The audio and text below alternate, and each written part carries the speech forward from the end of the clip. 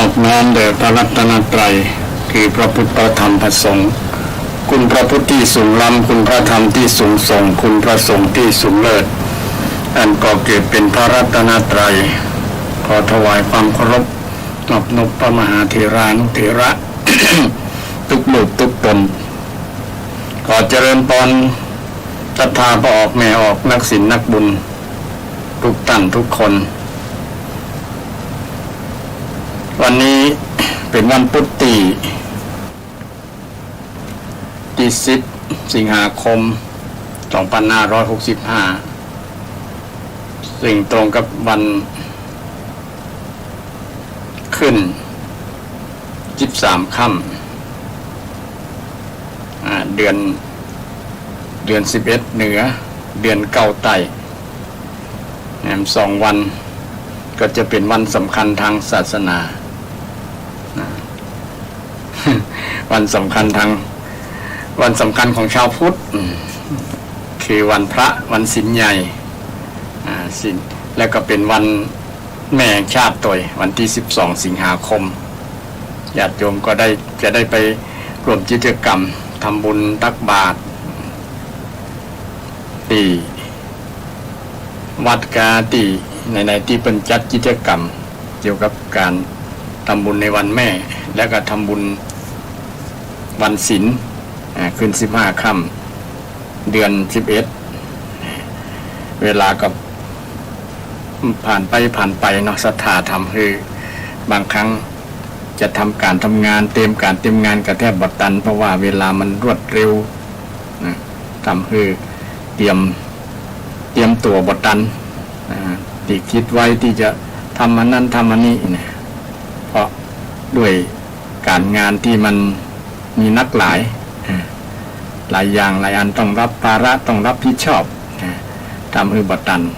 แต่เวลามันก็อย่างเดียวเท่ากันหมดนะ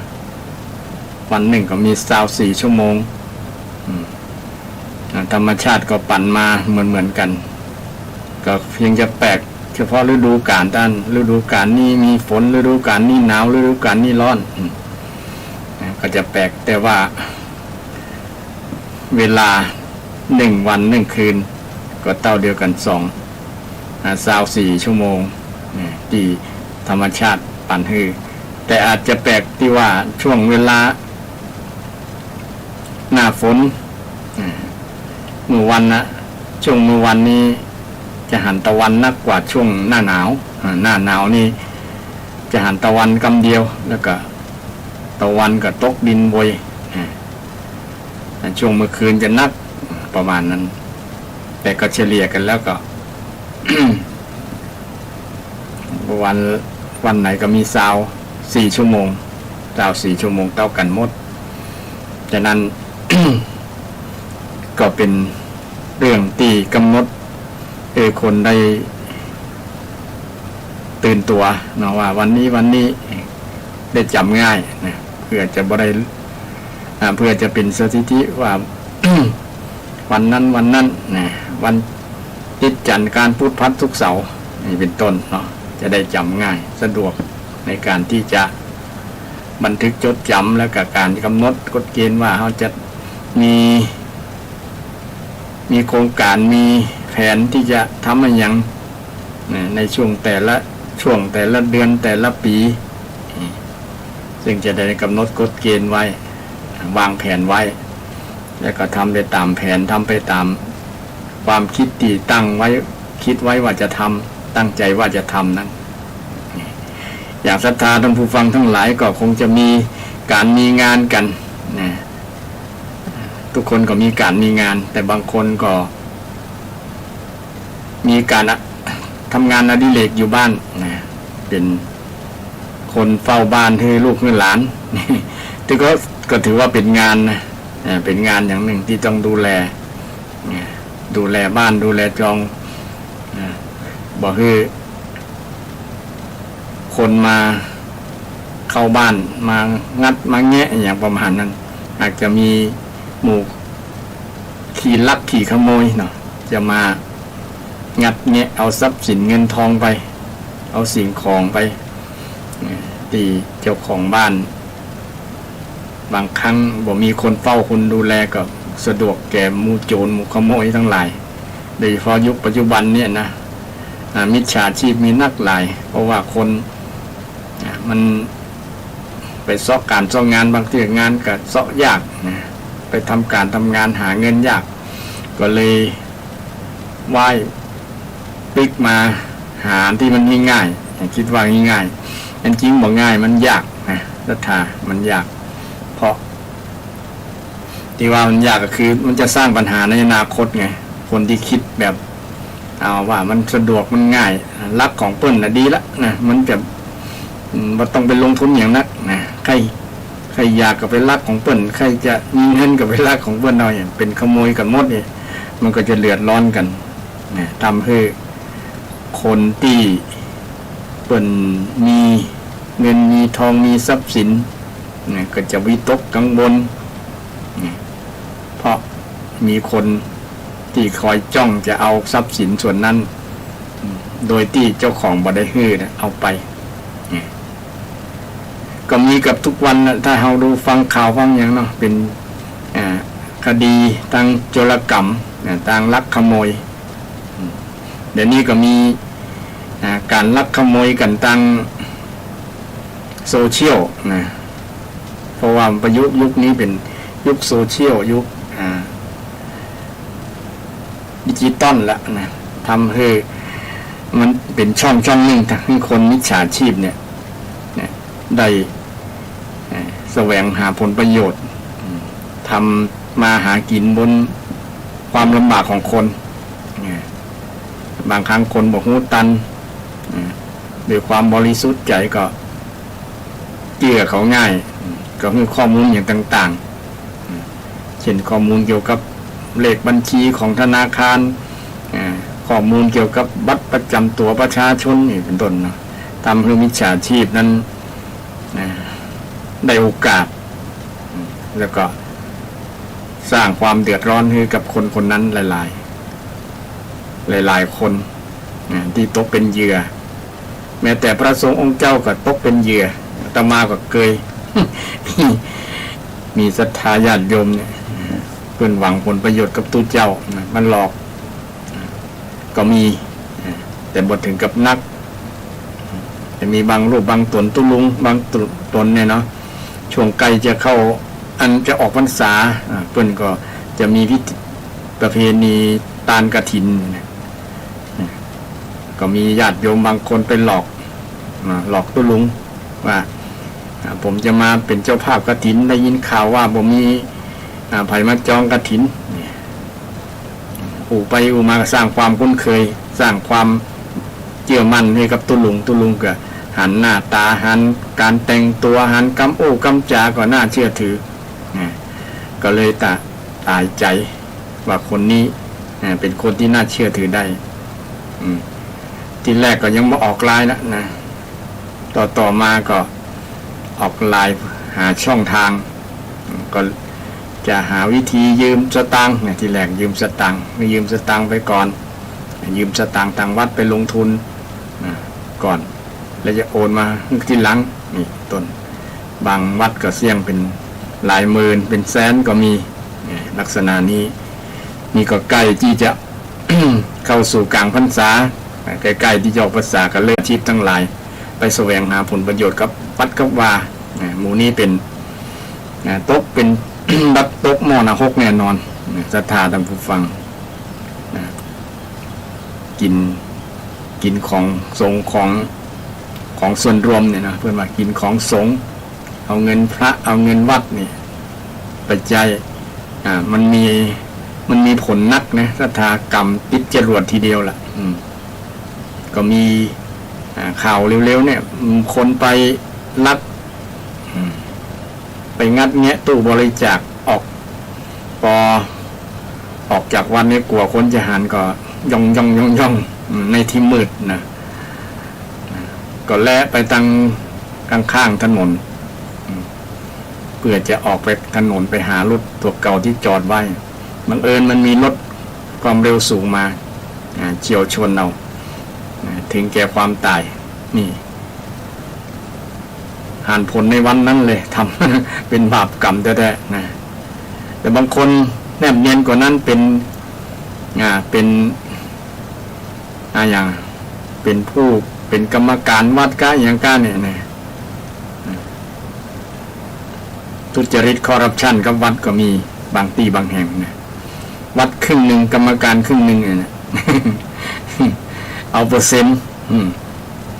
แนบเนียนนะคือกินเปอร์เซ็นต์ตกลงกับกันและกันว่าถ้าหาพระกฐินพระป่าวัดจะได้เปอร์เซ็นต์ตามนี้ก็มีในบางวัดนี่แต่ก็มีน้อยหรอกนะลักษณะนี้แต่ก็มีอยู่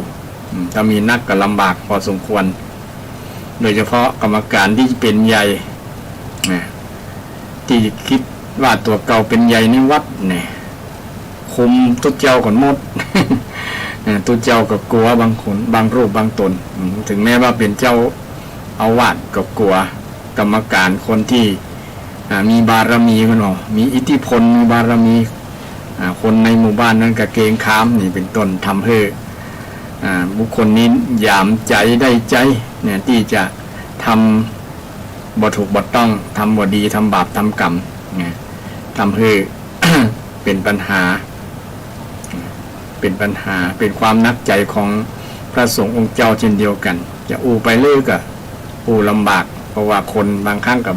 อาจจะว่าใส่ร้ายคนนั้นคนนี้อาจจะเป็น เป็นภัยต่อตัวเก่าตัวเองเป็นต้นก็เลยบอกกล้าอูอันนี้เป็นเรื่องของคนที่บอกกลัวบาปกลัวกรรมกลัวบาปกลัวกรรมจริงบาปกรรมเนี่ยไม่ได้ไปไหนญาติโยมอยู่กับคนทำนั่นแหละมันเป็นว่าเคยได้ยินศรัทธาคงเคยได้ยินนะ1 คนหาม3 คนแห่1 คนนั่งแค่2 คนพาไปเนี่ยนี่2 คนพาไปนี่แหละก็คือบาปกับบุญเนี่ยมันจะติดตามไปตัวตั้งบาปตั้งบุญทำบุญก็บุญติดไปตัวทำบาปกับบาปไปตัวนี่เป็นลักษณะ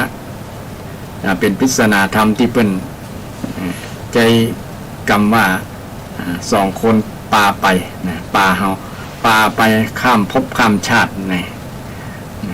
บางครั้ง มันแสดงผลว่าต้อง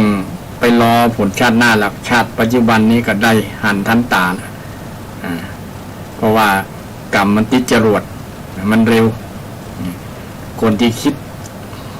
บดีคิดอกุศลทั้งหลายเนี่ยศรัทธาท่านผู้ฟังจะทำให้จิตของคนนั้นน่ะคนที่คิดอกุศลโดยเฉพาะทำบดีกับวัดกับวาเนี่ยเนาะเหลือเงินทองหมดเนี่ยมันหันผลเพราะว่าเงินส่วนนี้ศรัทธาที่ศรัทธาไตตานก็ดีอย่างก็ดีเลยยกขึ้นหัวแล้วสาธุเนี่ยแพทย์โดยน้ำขมิ้นส้มปล่อยนี่มีความอานุภาพมากนะไผ่จะเอาไปใจตั้งใดที่มันพิษโดยเฉพาะไปหาผลประโยชน์หรือไปคอร์รัปชันทุจริตกับต่างวัดต่างวาเนี่ยก็เป็นผลแรงทำให้เกิดผลในชาติปัจจุบันนี่แหละนะไม่ต้องรอชาติหน้าชาติไหนสำหรับคนที่ทำบางครั้งก็มีความเชื่อว่ามันบ่มีละนะผลบุญผลบุญผลบาปอย่างนี้นะมันเป็นเรื่องสมมติอย่างประมาณนั้นโดยเฉพาะคนที่ผลของบาปยังบ่คือกับคนนั้นยังบ่ประจักษ์กับเขานะเขาจะบ่เชื่อจะมีไผมาว่ามาบอกมากล่าวมาสอนมาแนะนำที่ดีก็บ่มีไผเชื่อบ่เชื่อคนว่าเชื่อตัวเก่าว่าบ่มีความเชื่อว่าบุญมีบาปมีสวรรค์มีนรกมีชาติหน้ามีเป็นต้นคนลักษณะนี้บ่เชื่อพ่อแม่มีบุญคุณอย่างก็บ่เชื่อตานแล้วมีบุญมีคุณก็บ่เชื่อคนลักษณะนี้เป็นมิจฉาทิฏฐิประเภทหนึ่งที่มีความเห็นตรงกันข้ามกับความเห็นทางพุทธศาสนา คนลักษณะนี้ก็จะทำให้เกิดความเดือดร้อนกับภาพรวมกับส่วนรวมกับวัดกับวาถ้าไปเป็นผู้มีอำนาจในวัดในวาแล้วเนี่ยนี่เรื่องบุคคลที่ทำความบดีในวัดในวาก็จะมีส่วนน้อยเนาะญาติโยมแต่ก็มีบางวัดบางวาเป็นลักษณะนั้นเป็นลักษณะนั้นทำให้เป็นที่น่าสงสารของคนประเภทนี้ คนประเภทนี้น่าสงสารเพราะว่าเขาจะได้รับกรรมสิ่งที่เขาทำนั่นนะต่อเมื่อผลกรรมประจักษ์แก่คนนั้นแล้วหันสิ่งผลที่เขาทำเกิดกับเขาแล้วนะเขาจะมาโอดครวญคล่ำครวญมาอะไร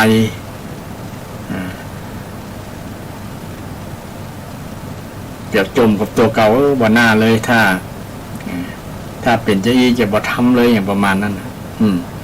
แต่คิดได้กับควายให้แล้วเนาะแต่ก็ยังดีกว่าคนที่คิดบ่ได้อย่างนั้นพระเทวทัตนั่นน่ะเพิ่นสร้างกรรมสร้างเวรเป็นกู้เวรกู้กรรมกับพระพุทธเจ้านะแต่มาคิดได้ช่วงตัวเก่าจะจมธรณีแล้วแผ่นดินจะสรุปถึงคิดได้ขอถวายศีรษะขอถวายหัวแก่พระพุทธเจ้าเพื่อที่จะชำระบาปที่เกิดขึ้นกับ ที่ตัวเก่าทำให้เกิดขึ้นกับพระพุทธเจ้าที่ผ่านมาแต่ก็จะถือว่าดียังขึ้นได้นะคิดได้เทวทัตนี่ก็ถือว่าทำบาปกรรมนักหลายทำสังฆเพศที่จะฆ่าที่จะแยกแตกทำให้สงฆ์แตกแยกเป็นสองพรรคสองฝ่ายทำให้สงฆ์แตกแยกเป็นสองพรรคสองฝ่ายสังฆเพศนี่ก็เป็นการทำให้สงฆ์แตกกันการทำให้สงฆ์แตกกันนี่เป็นกรรมนักเป็นว่าเป็นห้องว่าสังฆเพศภาษาบาลีภาษาพระเป็นห้องว่าสังฆเพศทำสงฆ์ให้แตกกันแอมอย่างหนึ่งทำให้โลหิตนี่หรือว่าภาษาชาวบ้านนั่นก็คือเลือดห่อเลือดจำในเลือดจำในทำให้พระพุทธเจ้าเลือดจำในเนี่ยพักหินแต่หินมันไปบอกกิ้งทับนะแต่สะเก็ดหินเนี่ยมันมาโดนมาถูกมาถูกผิวพระพุทธเจ้าจนจำดำแค่นี้ก็ถือว่าเป็นกรรมนักมีกรรมนักเต้ากับฆ่าป่อฆ่าแม่ฆ่าพระอรหันต์ทำโลหิตุบาทสังฆเพศนี่มีผลคือเป็นกรรมนักกรรมแรงเต้ากันกรรมเป็นว่าอนันตริยกรรมคนที่ทำบาปทำกรรมพระเทวทัตก็ทำสองอย่างแต่ทำกรรมนักมาเมินก็ดีที่ยังกึดได้ก่อนที่ลมหายใจสุดท้ายที่จะลาโลกไปนะนึกได้บางคนก็นึกได้ล่ะญาติโยมมันนึกได้นึกได้มาพิจารณาทบทวนตัวเก่านี่เคยทำมันนั้นบ่ถูกบ่ต้องบ่เหมาะบ่สมก็มาสู่มาภัยคนที่เคยล่วงเกินตั้งกายตั้งวาจาตั้งใจก็ทำให้กรรมที่จะนักก็ผ่อนเบามาพ่องที่จะได้รับผลแต่จะคือมันหมดเลยก็ยากอยู่บางครั้งถ้ามันเป็นกรรมนักศรัทธากรรมนักแต่มันก็ผ่อนจากนักมาเป็นเบาผ่อนจากนักมาเป็นเบาถ้ามาหูตัวตันเริ่มใหม่อย่างกรณีของพระองคุลิมานเนี่ยนะสร้างกรรมมานักฆ่าคนมาหลายแต่ทำความดีก็มาหลายที่นึงแต่ว่ากรรมนักมันนักไงฆ่าคนเป็นเกือบจะ1,000 คนแล้ว999 คนถ้าพระพุทธเจ้าบอกมาขวางตางไว้บอก อาจจะฆ่าแม่ตัวเก่าเป็นมาตุคาตก็ได้นะแต่ด้วยบุญในอดีตของพระองคุลิมานยังมีนะประกอบกับบุญในปัจจุบันที่ได้ฟังธรรมคำสอนพุทธเจ้าได้สอนไว้ว่า สอนด้วยกรรม เป็นปฏิภาณของพระองค์ที่สอนคนแล้วได้บรรลุได้หันตาสว่างตาคือปัญญาเนี่ยความคิดสว่างแจ้งคิดได้คิดได้ด้วยมีปฏิภาณของพระองค์มีปฏิภาณไหวพริบที่ทันทุกคนแล้วก็ยกตัวอย่างอย่างต่างๆอุปมาประไมยต่างๆเนี่ยมันเข้ากับวิถีชีวิตของคนนั้นๆนะเข้ากับบุคคลอุปนิสัยของคนนั้นๆได้นะพระองค์ทรงเป็นผู้ที่เป็นสัพพัญญูเนาะรู้ทุกอย่างเป็นผู้ที่แสดงธรรมงามในเบื้องต้นงามในท่ามกลางและก็งามในที่สุดไพเราะเนี่ยไพเราะในเบื้องต้นท่ามกลางที่สุดนี่เป็นคำสอนพระเจ้าได้สอนพระองค์ก็ ไปเจอองคุลิมานก็เจอพระพุทธเจ้าองคุลิมานก็ดีละบ่ต้องไปซ้อหาที่ไหนมาเอาฆ่าเองนี่ก็เตรียมตัวที่จะเงื้อดาบไปนะปกติคนที่จะถูกฆ่าถูกนั่นแหละจะสั่นเนาะจะตกใจกลัวแต่พระองค์นั้นทรงมีสายพระเนตรอันเปี่ยมด้วยเมตตาเนี่ยบ่มีความรังเกียจบ่มีความสายตาพระองค์ประกอบด้วยเมตตาเนี่ยประกอบด้วยกรุณาที่จะช่วยให้พระองคุลิมานเนี่ยได้หลุดพ้นจากกรรมที่ตัวเก่าสร้างมาหลายชีวิตที่ได้พลาดฆ่าชีวิตของคนมาเนี่ยก็ เป็นสายพระเนตรที่ทำเพื่อองคุลิมานเงื้อมือแล้วเนี่ย มือที่จะฟันยังฟันหมดลงนะแต่ก็ได้หยุดชะงักช่วงหนึ่งแต่ก็อยากจะฆ่ามันแล้วนี่มันครบจำนวนที่ตั้งไว้นะครบจำนวนคนที่ตั้งไว้ก็เลย บอกละความตั้งใจนั้นแต่พระองค์ก็บ่สนใจก็เตียวไปเนี่ยเตียวไปเพื่อแสดงธรรมนั่นแหละนะพระ องคุลิมานก็วิ่งตัวล่มตัวที่แรกก็เดินตัวเดินบัดตันเพราะด้วยอิทธิปาฏิหาริย์ของพระองค์ที่แสดงคือองคุลิมานได้ฮู้เมื่อองคุลิมานบัดตันก็เลยว่าหยุดก่อนมาหยุดก่อนหยุดให้เฮาฆ่าก่อนพระองค์ทรงได้โอกาสที่จะแสดงธรรมที่มีวรรคทองประโยคว่าเราหยุดแล้วแต่ท่านไม่หยุดเนี่ยเราหยุดแล้วแต่ท่านไม่หยุด แต่ดูเหมือนว่ากรรมนั้นองคุลิมานจะเข้าใจว่าพระองค์นี่เป็นคนปิ้นป้อนเป็นคนตีสัปรีอย่างประมาณนั้นตัวเก่ายังเตี้ยวอยู่ยังว่าหยุดแล้วยังเดินอยู่ยังว่าหยุดแล้วหมายความว่าได้เนี่ยเป็นคนกระล่อนปิ้นป้อนอย่างประมาณนะเป็นคนโกหกซึ่งหน้าจุกันซึ่งหน้าจุกันนันหันอยู่เนี่ยนะหยุดแล้วจะได้เนี่ยพระองค์ก็ชี้แจงว่าเฮาหยุดแต่เฮาหยุดทำกรรมทำบาปทำกรรมเฮาหยุดมาเมินแล้วนะเฮาบ่ได้สร้างกรรม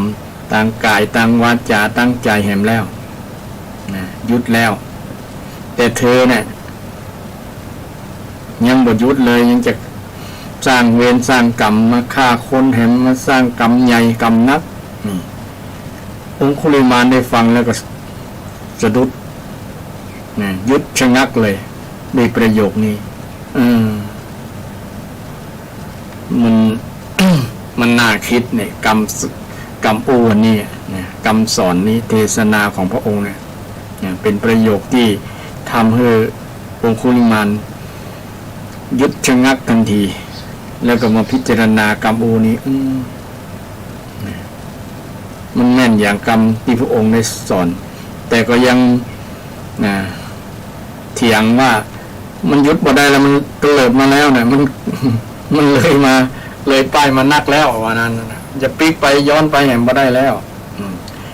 พระองค์ก็ว่ามันบ่มีอย่างควายแล้วถ้าเราจะตั้งใจหยุดคนเฮาบอกอยู่ที่ว่าจะทำอย่างมาเมินบ่เมินบ่อยู่ที่การเวลาแต่อยู่ที่เจตนาที่เขาจะทำดีในปัจจุบันนี้ก็ถ้าเราตั้งใจที่จะทำความดีเนี่ยมันบ่มีควายเนี่ยแต่คนสุขภาพร่างกายบดีเป็นคนพิการเนี่ยก็ยังมีโอกาสทำความดีได้ทำความดีได้ดังนั้นเธอนี่บ่มีปัญหาร่างกายก็แข็งแรงแต่มีปัญหาเรื่องด้านจิตใจเนี่ยเธอจะยอมเปลี่ยนความคิดที่ว่ามันขวายไปเห็นแล้วแก่เกินแก่เกินเลี้ยงอย่างประมาณบ่มีคำนี้สำหรับผู้ที่อยากจะเริ่มต้นชีวิตใหม่ถึงแม้จะมีช่วงเวลาบ่เหมือนวันนั้นแต่เราก็สามารถเปลี่ยนชีวิตของเราได้ชีวิตที่เดินทางไปในความมืดความบทสงบสิ่งดำเนินไปสิ่งที่ผิดแต่ห้องเป็นมิจฉากรรมันตะมิจฉาอาชีวะมิจฉาวายามะนี่เป็นความเพียรที่ผิดเป็นการกระทำที่ผิดเป็นการประพฤติที่ผิดนี่จะทำให้ชีวิตนี้มืดมนบ่มีความสุขในปัจจุบันดังนั้นทางพุทธศาสนาสอนให้คนเฮานี้อยู่กับปัจจุบันคือปัจจุบันนี้สำคัญที่สุดอดีตมันผ่านมาแล้วมันแก้ไขบ่ได้เกิดฆ่าคนแล้วจะพลิกไปให้คนเหล่านั้นย้อนเวลาให้คนเหล่านั้นคืนมากับย้อนคืนมาได้เพราะว่ามันผ่านมาแล้วและอนาคตก็ยังบ่มาถึงเอาเจ้าผมมีเอาก็บอกว่าจะเกิดอย่างขึ้นฉะนั้นปัจจุบันเนี่ยเป็นเรื่องสำคัญโดยเฉพาะลมหายใจของเราที่ลมหายใจยังบริสุทธิ์ลมหายใจที่จะเป็นอกุศลเป็นกุศลนี่เป็นกุศลที่จะเกิดขึ้นกับจิตใจเป็นลมหายใจที่บริสุทธิ์ที่เราจะดำเนินชีวิตไปเนี่ยเป็นประโยชน์กว่าฉะนั้นเมื่อองคุลิมานได้ฟังก็เกิดความศรัทธาความเลื่อมใสว่าโอ้นี่คือพระพุทธเจ้าพระองค์พูดตัดเนี่ยถูกต้องทั้งหมดบ่มีเหตุผลที่จะบ่มีอย่างที่จะมาอ้างมาโต้แย้งแหละยอมจำนนแต่ก็ยังมีความกังวลอยู่ถ้ามีจิตมีใจอยากจะบวชเพื่อจะล้างบาปเพื่อจะล้างมลทินนั่นนะกว่าคนที่เคยได้หู้ข่าวว่าเป็นมหาโจรผู้ใจทมิฬใจหยาบช้าเนี่ยเขาก็จะหาทางทำร้ายท่านเมื่อพระองค์ได้ยินก็ได้รับรองแทนว่าเราจะปกป้องเองถ้าหากมีภัยพยันตรายต่างๆที่จะเกิดขึ้นกับเธอว่าแต่เธอเนี่ยมีความเต็มใจมีความพร้อมใจที่จะบวช หรือไม่นี่เมื่อพระโมคคัลลาพระองคุลิมานได้ฟังดังนั้นก็ก้มกราบเนี่ยนำมีดดาบมาวางไว้ที่ฝ่าพระบาทของพระพุทธองค์แล้วก็ปรงผมให้บวชถือการคำว่าบวชก็คือการละเว้นจากความชั่วนะความชั่วทั้งปวงละเว้นจากความชั่วทั้งปวงนะเป็นภาษาบาลีวันนี้เรื่องบาลีศรัทธาญาติโยมปวัชชะเนี่ยเนาะปอปาวอแหวนชอช้างนะปอปาแปลว่าทั่วปะทั่วข้างหน้าก่อนออกแปลว่าก่อนก็ได้ออกก็ได้วัชชะตัวนี้แปลว่าเว้นนี่เว้นทั่วก็คือเว้นทั่วหมายถึงว่าเว้นทั้งกายทั้งวาจาทั้งใจที่มันเป็นอกุศลเป็นสิ่งที่เป็นบาปเป็นอกุศลทั้งหลายนะเว้นสิ่งเหล่านั้นใครที่เว้นสิ่งเหล่านั้นก็ชื่อว่าคนนั้นบวชญาติโยมอย่างศรัทธาญาติโยมบ่ได้บวชบ่ได้เอาผ้าเหลืองมาครองบ่ได้บวชเป็นแม่ชีบ่ได้บวชเป็นภิกษุณีบ่ได้เอาแต่งเครื่ององค์ทรงเครื่องเป็นนักบวชนี่แต่พฤติกรรมการกระทำคำโอ้คำจ่าความคิดนี่มันเว้นจากอกุศลคนนั้นก็ชื่อว่าบวชตามใจศรัทธาก็ภูมิใจตัวเก่าเนี่ยเช่นเฮามี มีใจศรัทธาในคำสอนของพระเจ้านะอยากจะเว้นบาปเว้นกรรมเว้นความชั่วอย่างองคุลิมานเพิ่นตั้งใจอยากจะเว้นบาปเพิ่นเคยสร้างบาปสร้างกรรมมาเมื่อนะเพิ่นก็หันถูกต้องตามคำสอนที่พระเจ้าได้สอนไว้เกิดศรัทธาเกิดความเลื่อมใสก็ตั้งจิตตั้งใจจะเว้นก็เลยถือบรรพชาถืออุปสมบทบรรพชากับบวชเนี้ยก็ทรัพย์อันเดียวกันทรัพย์มาจากทรัพย์เดียวกันคือเว้นทั่วเว้นจากกายกรรมวจีกรรมมโนกรรมนี่การเว้นจากการเป็นฆราวาสนะการเป็นฆราวาสเนี่ยมีเย้ามีเรือนมีคู่ครองมีสามีมีภรรยานี่ภายที่เว้นได้คนนั้นก็เหมาะสมที่จะบวช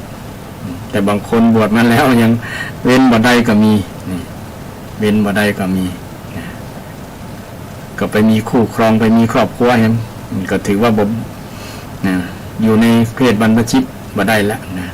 ที่เป็นน้องว่าปาราชิกเนี่ยผู้พ่ายแพ้ต่อความเป็นสมณะความเป็นพระเป็นสงฆ์อยู่บ่ได้เป็นว่าพระเหลืองมันร้อน ก็เป็นธรรมดาเมื่อคนที่พ่ายแพ้ภัยตัวเองประพฤติปฏิบัติได้ก็ถือว่าได้มอกอันนะแต่อย่าไปทำให้ผ้าเหลืองมันได้เสื่อมเสียประมาณทำอย่างบรักบดีอยู่ในผ้าเหลืองมันก็จะเป็นบาปเป็นกรรมสร้างความทุกข์ความเดือดร้อนสร้างความบ่สบายใจนี่กับคณะสงฆ์โดยให้กับศรัทธาญาติโยมโดยประมาณนั้นนี่อันนี้การเว้นอธิบายความหมายว่าการเว้นจาก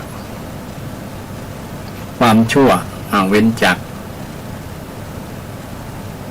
อกุศลทั้งหลายที่จะทำเกิดจากกายก็ดีวาจาก็ดีใจก็ดีเนี่ยศรัทธาท่านผู้ฟังอันนี้ก็โอ้ไปเรื่อยๆนะศรัทธาเพราะว่าอาตมาก็ได้โอ้เกี่ยวกับเรื่องมงคลชีวิตมาถึงมงคลสุดท้ายมงคลที่38จบไปเรียบร้อยญาติโยมสงสัยอยากจะถามเรื่องปัญหาธรรมะหรือว่าเรื่องอีหยังที่เกี่ยวกับคำสอนทางพุทธศาสนาก็เรียนเชิญเจริญพรถามมาได้เนอะ053114332อาตมาก็ได้สัญญากับโยมว่าหลังจากได้มงคล38ประการไปแล้วก็จะธรรมะที่ บ่ได้กำหนดกฎเกณฑ์ว่าจะเป็นนั้นเป็นนี้ก็แล้วแต่เหตุการณ์ แล้วแต่จะกึศได้เนี่ยกึศเรื่องอย่างใดบางครั้งอาจจะนำธรรมะที่มันเกี่ยวข้องกับเหตุการณ์บ้านเมืองพ่องนะเกี่ยวกับเรื่องการบ้านการเมืองพ่องนี่เนี่ยอย่างปัจจุบันนี้กับการบ้านการเมืองก็มีปัญหาเกี่ยวกับเรื่องจะตีความ อายุของนายกจะนับตั้งแต่ไหนมาเนี่ยทบเถียงกัน ทบเถียงกันว่า8 ปีเนี่ยนับตั้งแต่ไหนเนี่ยนักวิชาการทั้งหลายก็เถียงกันแม้แต่ผู้รู้ยังเถียงกัน แล้วมันก็เป็นปัญหานี่แหละญาติโยมก็โยงมาถึงธรรมะเช่นเดียวกันถ้ามันมีใจเป็นธรรมมีปกครองรัฐบาลเนี่ยมีธรรมะธรรมาภิบาลเนี่ยธรรมาภิบาลเอาธรรมะมาประยุกต์ใช้ดำเนินปกครองบ้านเมืองด้วยธรรมะเนี่ยนะโดยความถูกต้องสุจริตบ่คอร์รัปชันเนี่ยมันก็จะบ่มีปัญหาแต่เมื่อใดถ้ารัฐบาลมีปัญหาเรื่องคอร์รัปชันเรื่องบ่ถูกบ่ต้องเนี่ยเกี่ยวกับธรรมะเนี่ยมันก็เป็นปัญหาทำให้เกิดความวุ่นวายเกิดความเดือดร้อนเกิดความเสียหายนะเกิดความเสียหายเพราะเป็นเรื่องเกี่ยวข้องกับธรรมะและอธรรมที่ส่วนภาครัฐบางคนก็มีตัวเจ้าบางคนอาจจะมีทัศนาว่าตัวเจ้าเรื่องการเมืองบ่เปิงนะอันจริงการเมืองก็คือสังคมนั่นนะสังคมศรัทธาญาติโยมนี่แหละเป็นฝ่ายการเมืองเป็นสังคมฝ่ายพระสงฆ์ก็เป็นสังฆะกับสังคมเนี่ยมันเปิ้งปลาใสต้องอยู่ด้วยกันเปิ้งปลาใสต้องเกี่ยวข้องกันอยู่แล้วญาติโยมสมัยพุทธกาลเนี่ยพระพุทธเจ้าก็ไปห้ามญาติห้ามศรัทธาไปห้ามศึกต่างๆกันหลายเตือนแล้วเหรอโยมพิษหัวกันญาติพี่น้องบรรทุกันจะฆ่ากันเนี่ยไปห้ามปรามมาแล้วจนมีปางห้ามญาติเนี่ยนะนี่ก็เกี่ยวข้องก็มีความเกี่ยวข้องกับศรัทธาญาติโยมกับสังคมอยู่แล้วพระสงฆ์องค์เจ้ามีตั้งมาตั้งสมัยพุทธกาลแล้วดังนั้นบางครั้งบางทีอาจจะนำเรื่องการบ้านการเมืองมาเล่าแล้วโยงธรรมะนี่โยงธรรมะคือเฮาบ่ละธรรมญาติโยมคดีธรรมคดีโลกนะต่างโลกโยงมาถึงคดีธรรมะว่าเดี๋ยวนี้สภาพสังคมเป็นอย่างนี้เพราะขาดธรรมะอย่างนั้นก็จะโยงไปศรัทธาญาติโยมได้ ได้พิจารณาได้ดูได้หันตัวว่ามันเป็นจริงก็เป็นจริงก็มันสามารถพิสูจน์ได้แหละนะสังคมคนเราถึงวันนี้ที่มันมีปัญหาก็เป็นคำตอบเดียวก็คือขาดธรรมะนั่นแหละนะขาดธรรมะขาดศีลธรรมเนี่ยนะที่เราคุ้นเคยกันอย่างเช่นปัญหาคอร์รัปชันนี่มันก็ญาติโยมคอร์รัปชันกินบ้านกินเมืองกินอะไรอย่างกินปลาเนาะกินถนนนี่กระทรวงคมนาคมก็กินถนนกระทรวงนั้นอย่างพาณิชย์ก็กินพวกเนี่ยเกี่ยวกับราคาพืชผลมีผลประโยชน์แทรกซ้อนกับพ่อค้าร่วมมือกันรายราคาผลผลิตทางการเกษตรก็ตกต่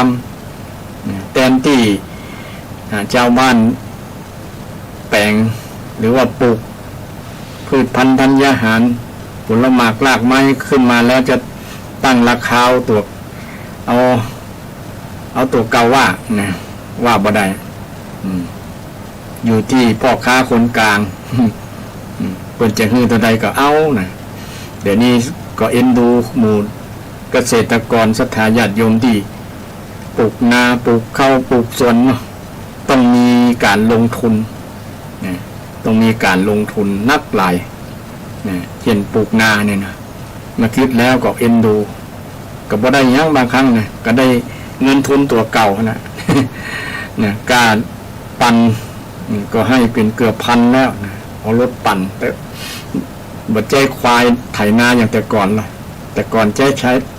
ควายไถนานี่เป็นทุนเป็นแรงที่บ่ได้เสี่ยงสตางค์เนาะนะตื่นแต่เจ้าอย่างอาตมานี่ก็เคยไถนะอย่างไถนาไถนาควายเอาควายไถนาเนี่ยนะก็เอ็นดูบางครั้งมันพอแดดออกแล้วเนาะสัก8 โมง 9 โมงเนี่ยโอ้มันน้ำลายเป็นอย่างเป็นน้ำลายฟูมคล้ายๆน้ำลายอยู่ข้างๆปากมันนะเป็นสีขาวๆนะเพราะว่ามันเตียวหลายรอบมันกับอิฐก็อ่อนเนาะบางครั้งก็เอ็นดูมันแต่เนี่ยจะได้เนาะมันช่วยมันฝึกมันมาแล้วบางครั้งมันก็เกยนะศรัทธาเกย เวลาถึงเวลาแล้วมันก็ลุกคนเดียวมันก็มีบางครั้งนะเราก็เอาไปใส่แอกใส่ไถนะมันก็หูมันก็เดินเตียวลงต้งคนเดียว บางครั้งนะแม่เราบอกมันก็ลงเพราะว่ามันหูมันเคยชินเนี่ยมันก็หูว่าเวลานี้จะต้องทำงานให้เจ้านายให้เจ้าของละนี่บางครั้งเอ็นดูมันนะนึกถึงมันแล้วก็น้ำตา น้ำตาแทบจะไหลศรัทธานะมันมีบุญคุณกับคนเฮานะได้กินข้าวกินน้ำกับพ่อมันถ้าบ่มีมันก็ลำบาก นะแต่ก่อนนะเอาควายไถบ่ต้องในเสี่ยงสตังค์แต่ได้เอาแรงไงเอาแรงเป็นทุนเอาแรงเป็นทุนดิอย่างเพลงเวลาเพลงร้องเนาะเอาแรงเป็นทุนเอาแรงตุ๊บแรงต่ำนะแต่ก่อนเนาะปั่นคันนาแปลงคันนาเนี่ยตัวรุ่นเดี๋ยวนี้ผมมีแล้วภาพแบบนั้นเนาะเอามือเอาอย่างกันแต่ก่อนเนาะเกี่ยวข้าวเกี่ยวน้ำกันเอามือกันม่วนนะได้ฮู้จักมาคนได้ปฏิสัมพันธ์ในความสามัคคีปึ่งป้าอาศัยกันเนี่ยเดี๋ยวนี้ผมมีแหละนะมีนอกๆพูดเนาะชนกันดานแถวกันดานชนบทก็ยังพอจะมีหันอยู่แต่ว่ามีน้อยนะแทบจะบ่มีที่จะมาปึ่งปลาอาศัยกันเอามือเอาแรงกันเดี๋ยวนี้ปลูกนา3 วันนะหว่านก้า1 วันไถปลูก1 วันเก็บเกี่ยว1 วัน3 วันจบลองเข้านี่บ่ได้ใส่เข้าละเนาะศรัทธาเอาเป็นอนุสรณ์ให้ลูกหลานได้ถามว่ามันคืออย่าง เพราะว่าอันนี้สิ่งที่บรรพบุรุษทั้งหลายได้เกยเอาเข้าอย่างมาใส่ไว้กินข้ามปีแต่ก่อนเพิ่นก็แปลง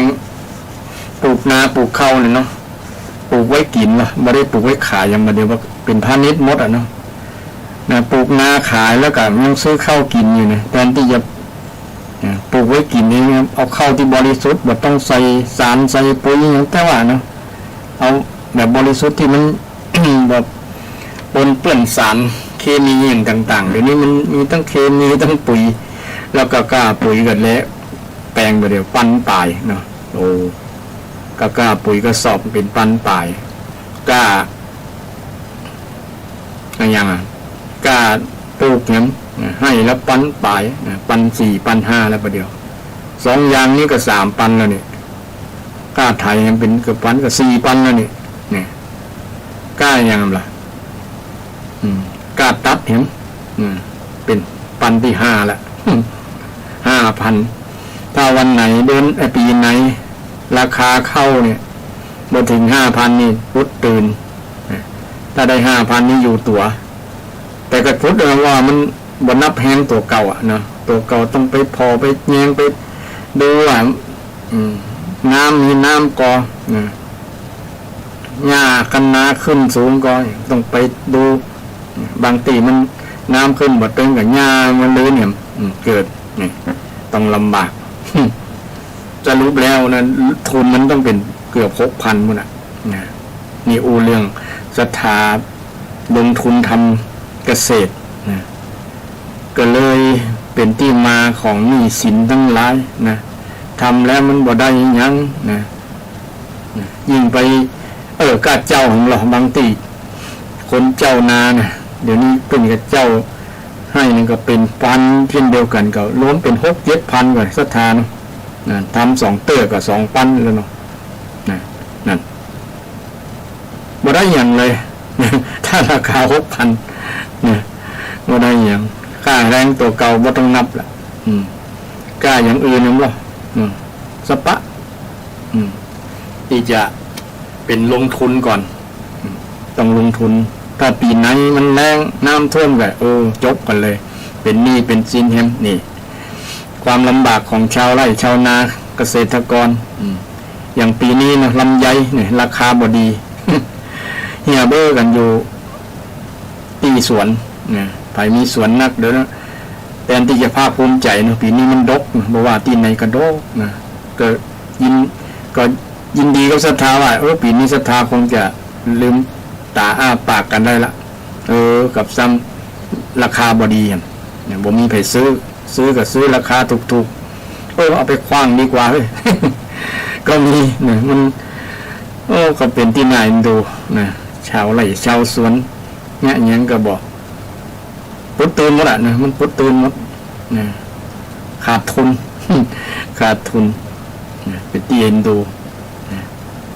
เอ็นดูศรัทธานั่นน่ะเป็นที่มาของความลำบากความทุกข์ทั้งหลายเนาะแล้วก็ยิ่งปัจจุบันนี้ค่าครองชีพก็สูงน้ำมันก็แพงกาอันนั้นกาอันนี้ค่าครองชีพหลายอย่างตื่นมาก็เสี่ยงตังแหละเนาะญาติโยมมันเหมือนแต่ก่อนนะลงนาเข้ามีในนาป่ามีในน้ำบ่แม่นแล้วนะป่าก็สูญพันธุ์หมดแล้วแต่บ่ได้มีป่าเลี้ยงมีบ่อในสระบ่ได้กินแล้วนะเพราะว่ายาฆ่าหอยยาฆ่าแมลงก็อย่าทำให้ปูหอยกบตายหมดบ่เหลือแม้แต่ปูนี่ตัวแข็งๆมีกระดองก็ยังตายนะเพราะว่าน้ำมันอยู่ในน้ำปิดทั้งหลายตีมนุษย์ที่คนเราเนี่ยทำการเกษตรก็ปล่อยสารนี่นะกำจัดสารกำจัดวัชพืชก็ดีเนี่ยฆ่าหญ้าเนาะหญ้ามันกำบัดกำจัดกับมันก็ท่วมมันก็จะลื่นเข้าเนี่ยก็จึงลงในดินหมดแหละนะปุ๋ยเคมีนี่ก็เป็นภัยทั้งอ้อมเช่นเดียวกันมันเป็นอาหารไม่ใช่อาหารดินมันเป็นอาหารเข้าเนาะเข้านี่ก็ย่ามเลยว่ะถ้ามาใส่ปุ๋ยนี่บ่งามล่ะนะบ่เหมือนข้าวแต่ก่อนบ่ต้องใส่หยังล่ะนะมันต้องงามจนเต้าจนล้มนะแต่ก่อนนี่ข้าวงามท่วมหัวก่อนละข้าวแต่ก่อนข้าวบ่เดียวนี่เพียงเอวเนี่ยเนาะบ่สูงข้าวแต่ก่อนมันงามดินมันดี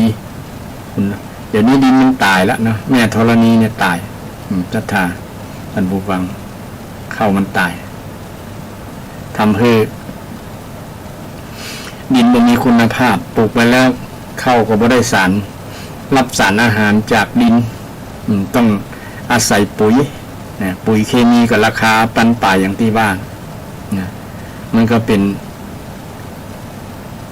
นอย่างเป็นผู้รับใช้คนที่ได้รับผลประโยชน์ก็คือพ่อค้าขายปุ๋ยเป็นรวยบริษัทปุ๋ยนี่รวยเนี่ยบ่นึกเต็งคนนั่นพ่องเนาะบางครั้งเอาพอประมาณกะ นี่เอานักแก่ลงไปเนาะมีองค์กรยังมาถึง1,000เดี๋ยวนี้1,000ป่ายละกึ่งต่อกึ่งเพิ่งก็อ้างว่าน้ำมันแปลงอันนั้นกับแปลงนี่กับแปลง อ้างน้ำมันอ้างอย่างมันกับแปลงอย่างเพื่อนบ้านละนั่นก็เลยเป็นตัวแปรทำให้ต้นทุนผลผลิตต่างๆของชาวไร่ชาวนาสูงขึ้น สูงขึ้นเมื่อชาวไร่ชาวนาชาวสวนที่เป็นว่าเป็นกระดูกสันหลังของชาติเนี่ยที่เป็นคนสำคัญเนี่ยเมื่อทำไปปุ๊บตื่นแล้วปุ่นจะทำเพื่ออย่างศรัทธาบางครั้งก็มีทางเลือกน้อยนะแต่ผมมีทางจะเลือกในอาชีพมีในส่วนนี้เองก็เป็นส่วนที่ทำให้คนไปหันเหไปทำสิ่งที่บดีเป็นมิจฉาชีพก็อย่างได้เริ่มต้นในช่วงแรกรายการนี่ก็โยงมาถึงปัญหาสังคมปัญหาสังคมขึ้น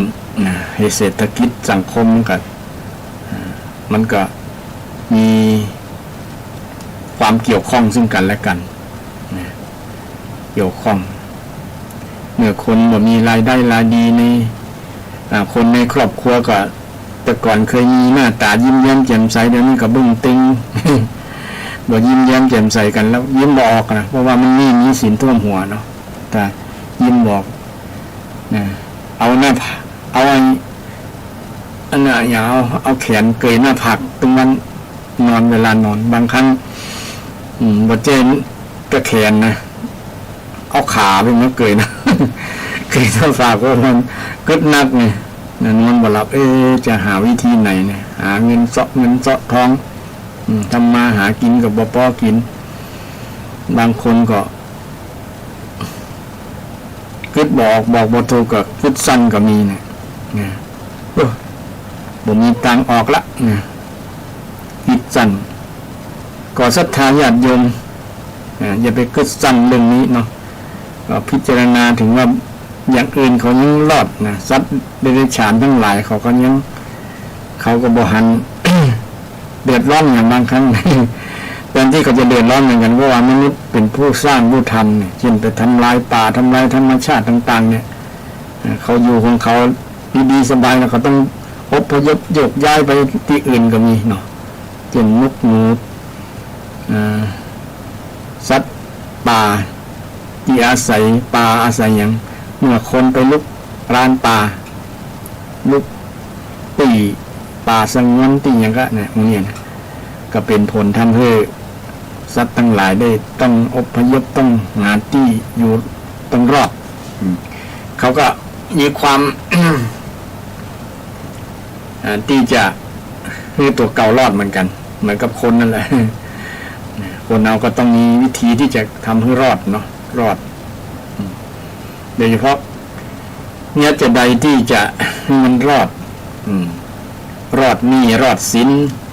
รอดปัญหาความยากจนเนี่ยถ้าถามว่าทาง ทางธรรมะทำคำสอนนี้นะช่วยได้ก่อนะก็ถือว่าเป็นคำตอบที่ตรงประเด็นเนี่ยนำไปใช้ได้เต็มที่เลยญาติโยมยิ่งคนปัจจุบันนี้นะต้องทำการทำงานหลายอย่างงานหลายอย่างหลายอันเพื่อที่จะได้รายได้มาจุนเจือครอบครัวเนาะถ้าทำอย่างเดียวเนี่ยบ่พอกินเนี่ยประมาณนั้นรายจ่ายมันนักรายได้มันน้อยนะต้องเสาะให้มันบาลานซ์กันหาได้ หาได้300ต่อวันเนี่ยถ้ามี3คน4-5คนขึ้นไปนี่บ่พอใจเนี่ยติดลบเพราะว่าคนเอาแค่กินข้าว3 คาบนี่เราเอา3ไปคูณเนาะ3คูณอย่างเอาคิดง่ายๆก๋วยเตี๋ยวถ้วยละชามละ40 บาทต่อถ้วยแต่ในตัวเมืองก็อาจจะ50-60วันไหนก็ต้องได้เสี่ยงถ้ากินก๋วยเตี๋ยวอย่างเดียว3 คาบต่อวันนี่ก็100 ปลายแล้วหรอคนหนึ่งต้องใจงบประมาณ100 ปลายละก็ค่าเข้าอย่างเดียวนะค่าอย่างอื่นบ่นับฉะนั้นรายได้ที่จะมา บริหารเงินกับกินกับอยู่เนี่ยกับปากต้องเนี่ยโอ้ต่อคนนี่เป็น100นะมี3 คนก็300 5 คนก็500นะถ้ามี5 คนได้300นี่นะติดลบ200นะติดลบ200แต่ก็ยัง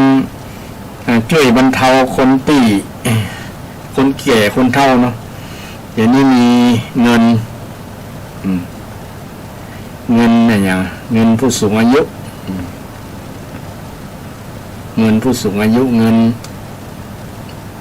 เบี้ยผู้สูงอายุในวัน60ก็ได้600 70ก็ได้700 80ก็ได้800 90ก็ได้1,000นี่ก็พอบรรเทาได้พังนะถ้าบ่มีนี่ก็อิดเหมือนกันเนอะศรัทธาแต่บางคนก็ยังใจเงินอนาคตอยู่นะไปยืมเนี่ยถ้าเงินเบี้ยยังชีพออกแล้วจะฮื้อนี่ไปติดมาไปยืมมาไปแปะมาไปแปะมาก่อนแปะร้านการ้านอย่างเนาะประเดี๋ยวนี้บ่มีตังค์สักบาทนะขอแปะข้าวสารไปนึ่งไปหุงกำเตอร์เนี่ยคนเราก็เอ็นดูกันเนาะสงสารก็เป็นหนี้เป็นสินแสดงว่าติดลบกันถึงวันนี้ญาติโยมท่านผู้ฟังการรัฐบาลไปกู้หนี้ยืมสินมากันนักเลยนะทหารเป็นหัวเนี่ยนะหนี้ครัวเรือนวันหนี้ครัวเรือนเนี่ยโอ้เป็นแสนนะต่อหัวอย่างอาตมานี่ก็มีชื่อในสมาชิกประชากรของประเทศไทยก็เป็นหนี้กับรัฐบาลเช่นเดียวกันรัฐบาลที่ไปกู้มาเนี่ยหนี้หลายแสนนะต่อคนเนี่ยหารแล้วเนี่ยเป็นหนี้โดยบ่ฮู้ตัวโดยบ่ฮู้ตัวคือติดลบเลยเนี่ยนะฉะนั้นถ้าเราบ่นำธรรมะไปใจเนี่ยธรรมะที่ว่าเนี่ยไปแก้จนได้นะญาติโยมธรรมะพระเจ้าได้สอนเนี่ยคนแต่ก่อนเพิ่นสอนนะอุอากาสะเนาะอุอากาสะอุคือขยันนะลุกขึ้นมันลุกขึ้นนะมันปัจจุบันนี้ต้องมัน2เอาคูณ2คูณหรือว่า4คูณนั่นแหละมันเป็น2เต้า3เต้าแล้วนะบางคนทำงานนี่18 ชั่วโมงโอ้แทบบ่มีเวลาพักทำโอตัวทำเมื่อคืนตัวเมื่อวันก็บ่ได้พักเมื่อคืนก็บ่ได้รับทำงานตัวเป็นเกลียวเนี่ยคุณมาตัวเป็นเกลียวหัวเป็นน็อตนี่บางครั้งแล้วก็บ่ปอก็มีเนาะเพราะว่ามันเป็นนี่เป็นสินมาก่อนไงปลูกบ้านหลังละล้านตายเดี๋ยวนี้คนบ่มีเงินล้านบ่ได้อยู่บ้านละเนาะรัฐาเดี๋ยวนี้อยู่บ้านแบบนี้นี่ละนี่เป็น30 ปีนะก็มี40 ปีก็มีเนี่ยอย่างบรรดาครูเขาทั้งหลายนะแปลงบ้านจัดงามแล้วนะ2 ชั้นหลังมหึมาเลยเป็นคฤหาสน์นะเสี่ยงเป็น4-5 ล้านเป็น10 ล้านนี่เนาะไปถามว่าเป็นเงินสดกันเนี่ยบ่จ่ายเงินผ่อนเพิ่นฮักเอาจากเงินเดือนครูเนี่ยนะฮักเอาจนพุ่นน่ะจนเกษียณพุ่นน่ะถึงจบกันเป็นหนี้อยู่ครูก็เป็นหนี้นักตัวนะหนี้อันนั้นหนี้อันนี้นะสปะหนี้แหละนะเพราะว่ามันเอาอย่างกันเฮียนอย่างกันหันเปิ้นมีออกรถถอยรถออกมาใหม่ยี่ห้อนั้นยี่ห้อนี้เนี่ยครูอาจารย์เนี่ยก็ต้องออกคือมีเหมือนเปิ้นนะกลัวจะน้อยหน้าเปิ้นเนี่ยเป็นค่านิยมทำให้เป็นหนี้เป็นสินต้องดิ้นรนต้องมันอย่างนั้นนะถ้าบ่มันกับหนี้บ่หมดบ่เสี่ยงนะไปสอนวิทย์พิเศษให้กับลูกหลานก็ได้เสี่ยงค่าพิเศษอย่างแต่ก่อนมันมีค่าพิเศษนะก็ท่าบ่ได้เรียนค่าพิเศษเดี๋ยวนี้บอกว่าโรงเรียนไหนสอนพิเศษเนี่ยเพราะว่าเป็นวิธีหาสตางค์ง่ายบ่ได้เล่าขวัญครูบาอาจารย์นั้นมันเป็นจริงอันเนาะส่วนหนึ่งนะบ่ใช่ทั้งหมดนี่ครูอาจารย์เนี่ยต้องเอาตัวรอดเหมือนกันต้องหารายได้พิเศษเนี่ยสอนพิเศษบางคนได้นักกว่าเงินเดือนตัวเก่าแล้วสอนพิเศษนะเป็นชั่วโมงเป็นคอร์สเป็นนั่นนะเป็นรายได้มีหลายคนก็ได้นักเพราะว่าหลอนมาเดี๋ยวซ้ำคล้ายๆว่า มีความขยันน้อย นะความขยันน้อยแต่ว่าขี้ค้านกับคล้ายๆนั่นเนาะความขยันคือมีสมาธิสั้นในตัวน่ะบทตันต้นนี่ประมาณนั้นน่ะก็มีอยู่ที่ตั้งใจมีหัวไบรท์นี่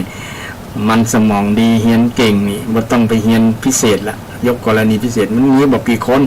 ในห้องแต่ละห้องเนาะมีบอกกี่คนที่บ่ได้เรียนพิเศษนอกนั้นเรียนพิเศษกันหมดนะอย่างสมมุติว่าในห้องนั้นมีสัก20 คนเนาะจะมีสัก4-5 คนเนี่ยบ่ต้องเรียนพิเศษหรืออาจจะน้อยกว่านั้นนะ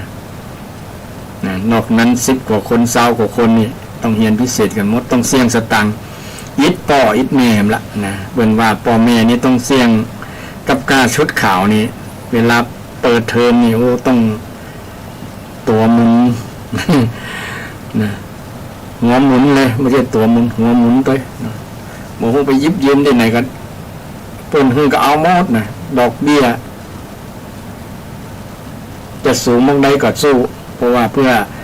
อนาคตของลูกที่ดีให้ได้ลูกได้เรียนสูงๆนะได้เรียนดีๆจะบ่ได้ลำบากบ่ได้มาตุกเหมือนตัวเก่านะความคิดอย่างนี้มีเหมือนกันเกือบทุกคนนะบ่ใครให้ละอ่อนเป็นตุกอย่างตัวเก่าแต่ในแง่นึงอาตมามองว่านะลักษณะที่คิดแบบนี้นะมันทำให้เล็กเป็นคนอ่อนแอนะต้องสอนให้เขาเป็นคนที่เข้มแข็งสู้ด้วยลำแข้งตัวเก่าสู้ด้วยลำแข้งตัวเก่าพ่อง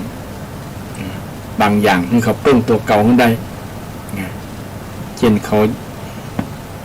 จะกินข้าวเนี่ยเขาบอกต้องป้อนนะพ่อแม่ป้อนจนเกยหรอใหญ่มาเป็นมุมเป็นสังพ่อแม่ป้อนอยู่นะแทนที่เขาจะป้อนเองเขาแปลงกับข้าวเองเนี่ย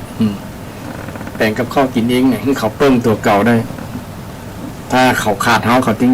จะบ่มีปัญหาบ่มีตุ๊กเนาะตรงนั้นบางคนนี่ขาดพ่อขาดแม่บ่ได้เลยโอ้อยู่บ่ได้นะบ่ฮู้จะไปเปิ้งไผทำการทำงานก็ทำบ่ได้นะบ่มีความเข้มแข็งขยัน ขี้ค้านต่างหากนี่ตามให้เป็นปัญหาปัญหาในด้าน เรื่องเยาวชนผู้ที่เป็นอนาคตของชาติเนี่ยทั้งนี้ก็เกี่ยวกับการอบรมบ่มนิสัยกับการเรื่องคุณธรรมเช่นเดียวกันฝึกให้ละอ่อนมีความขยันมีความขยันมีความอดทนนี่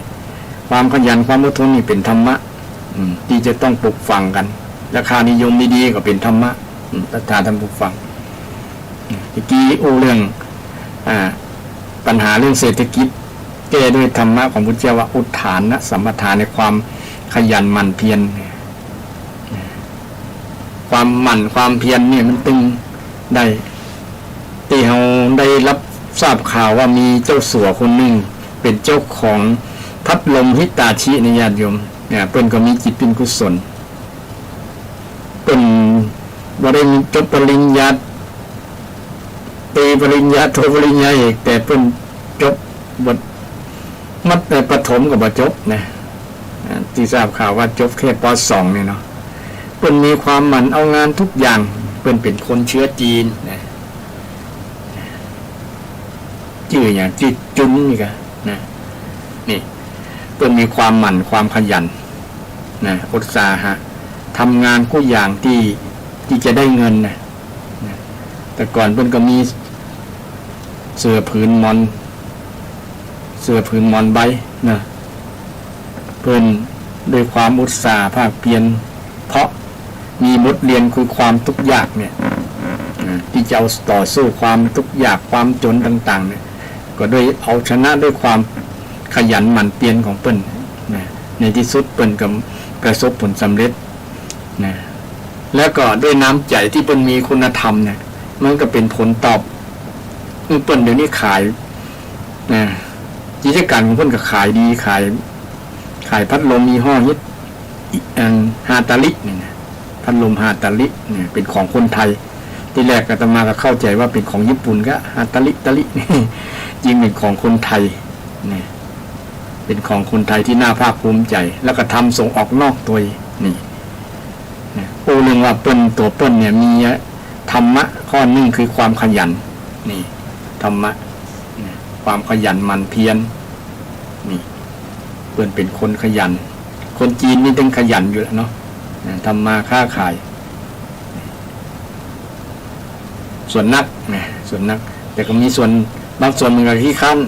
ก็มีส่วนน้อยนะแต่คนบางคนที่เป็นลูกคนรวยเนี่ยจะฝึกให้ลูกเป็นคนขี้ข้านนะลูกจะเสียคนยิ่งมีลูกคนเดียวเนี่ยยังตัวใจนักเนี่ยระวังจะผิดหวังกับลูกลูกจะบริหารความสำคัญเขาอะนะแทนที่จะนึกถึงบุญคุณโอ้พ่อแม่เคยส่งเสียเคยเลี้ยงดูเคยอย่างทุกอย่างนะเป็นบุญคุณนักหลายแต่เขานึกบอกเขาบ่ได้นึกเพราะว่าเขาบ่ได้สัมผัสกับความทุกข์ยากถ้าได้สัมผัสความทุกข์ยากเขาจะได้รู้คุณว่าโอ้พ่อแม่เขาต้องแลกเงินด้วยหยาดเหงื่อแรงงานนะกว่าจะได้มาเนี่ยโอ้ลำบากขนาดนี้เนี่ยฉะนั้นบางที่บางแห่งนี้มีโรงเรียนสอนให้นักเรียนเนี่ยได้สัมผัสกับความทุกข์ยากเช่นไปปลูกนาก็ปลูกข้าวนะทำสวนก็อย่างนี้เพื่อเป็นการเรียนรู้เนี่ยแต่ผลพลอยได้ก็คือมาทำอาหารกลางวันเลี้ยงกันแจกกันกินนี่ผลพลอยได้ที่เกิดจากกิจกรรมให้นักเรียนได้ทำกิจกรรมที่จะทำให้เขาเกิดความขยันหมั่นเพียรรู้คุณค่าของความลำบากทุกยากเงินจะได้มาแต่ละบาทต้องแลกด้วยหยาดเหงื่อแรงงานนี่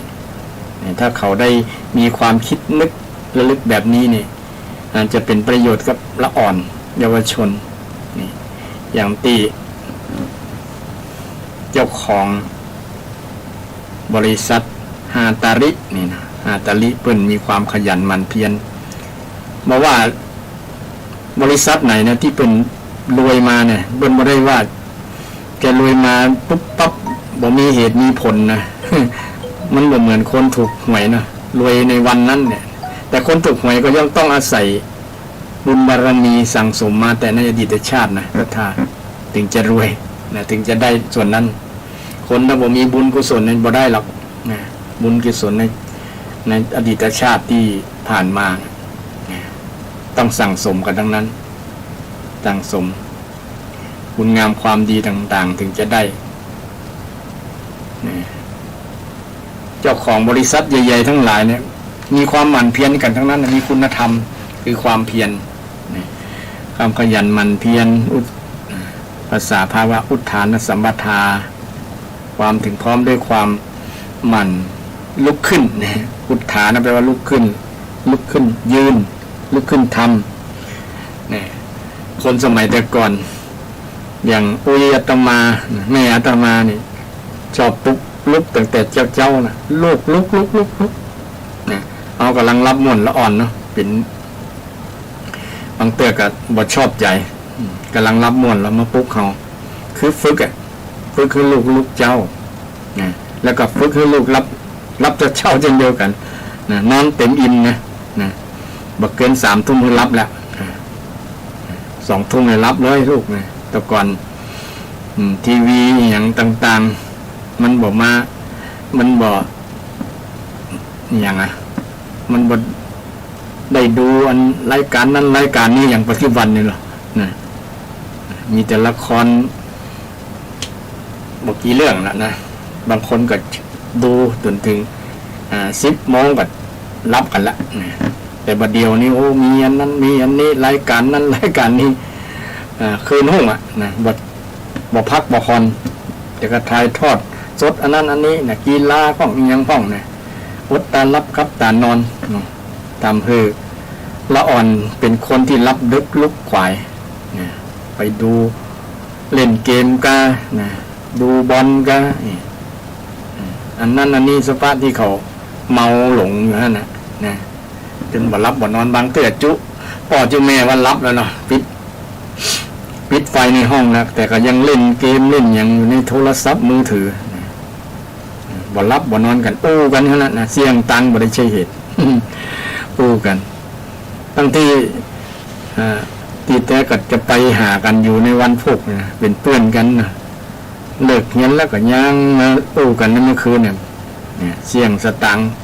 ของพ่อของแม่ทำให้เป็นปัญหาต่อรายจ่ายรายได้เห็นละนะพ่อแม่ต้องมาจ่ายเห็นจ่ายค่าเน็ตจ่ายค่าไฟ จ่ายค่าโทรศัพท์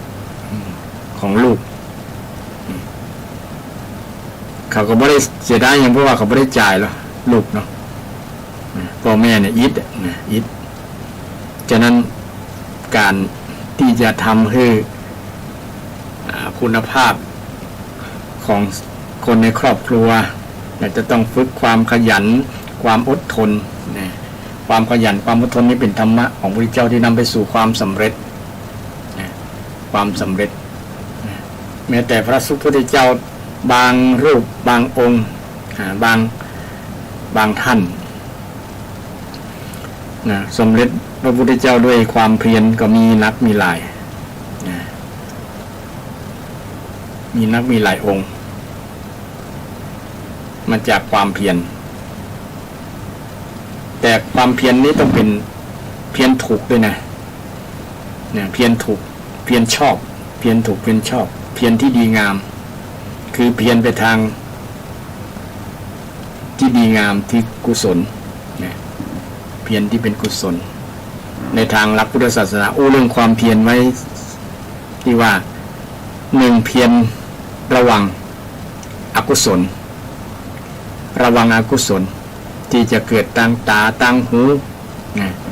ทางตาก็ได้หันนั้นก็อยากจะได้มาเป็นเจ้าของนี่อกุศลเกิดละโลภะเกิดอยากได้อยากได้ทั้งตีนบางครั้งบ่เกี่ยวกับชีวิตทั้งเลยเนี่ยบ่จำเป็นเลยเนี่ยอยากได้หันนั้นก็อยากได้เพราะว่าตามันหันแล้วก็เกิดตัณหาเนี่ยนะอยากได้หูฟังก็อยากได้เนี่ยฟังเสียงนั้นฟังอยากได้อันนั้นนี้เนี่ยเกี่ยวกับเรื่องเสียงถ้าลักษณะนี้เป็นพุทธเจ้าบอกว่าระวังอกุศลจะเกิดความอยากจะเกิดนั่นแหละนะอย่างนี้ความอยากมันเกิดถ้าความอยากมันเกิดแล้วอยากทำให้ดิ้นรนสนองตอบความอยากนั้นนะจนบ่ได้ด้วยเลขก็เอาด้วยกลบ่ได้ด้วยมนต์ก็เอาด้วยคาถาบ่ด้วยสัมมาก็ได้มิจฉาทิฏฐิเนี่ยเป็นมิจฉาชีพมิจฉาชีพลักขโมยเป็นต้นเอามาเป็นเจ้าของนี่ระวังถ้ามันเกิดกับจิตใจพระเจ้าบอกระวังถ้ามันเกิดแล้วมันเกิดมาระวังแล้วมันเกิดแล้วนี่จะได้นะก็คือเพียรละความคิดอยากนั่นนะมันละ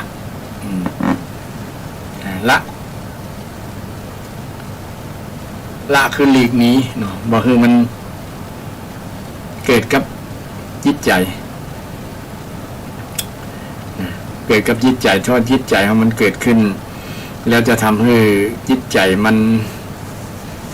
ได้รับผลที่เสียหายโดยเฉพาะเป็นอกุศลเนาะมันก็ส่งผลต่อพฤติกรรมต่างๆพฤติกรรมต่างๆเช่นคนที่อกุศลเกิดบ่อยๆก็คือคนที่มีความผิดความกระทำผิดเป็นที่พูดว่ามิจฉากรรมันตะมิจฉาอาชีวะมิจฉาชีพเนี่ยนะมาจากอกุศลทั้งนั้นแหละเกิดกับใจเกิดกับใจถ้าบ่ละมันนะถ้าบ่หาทางกำจัดมันนะภาษาบาลีเป็นว่าปหานะละนะหรือว่าประหารมันประหารคือทำร้ายมันทำร้ายยังไงทำร้ายด้วยสติปัญญาของเราเนี่ยปัญญาคืออาวุธนี่ทำลายความคิดที่บ่ดีเนี่ยคนเราถ้ามีสติปัญญาแล้วกับความคิดที่ดีมันก็จะเกิดขึ้นแทนเนาะเกิดขึ้นมาแทนอกุศลบอกเปิดช่องว่างให้อกุศลมาอยู่ให้กุศลมาอยู่แทนใจของเราเนี่ย ถ้าเปิดช่องว่างก็กุศลมันก็อยู่เป็นเจ้านายมาปกครองจิตใจเฮามาสั่งเฮาทำอันนั้นทำอันนี้เพราะว่านะ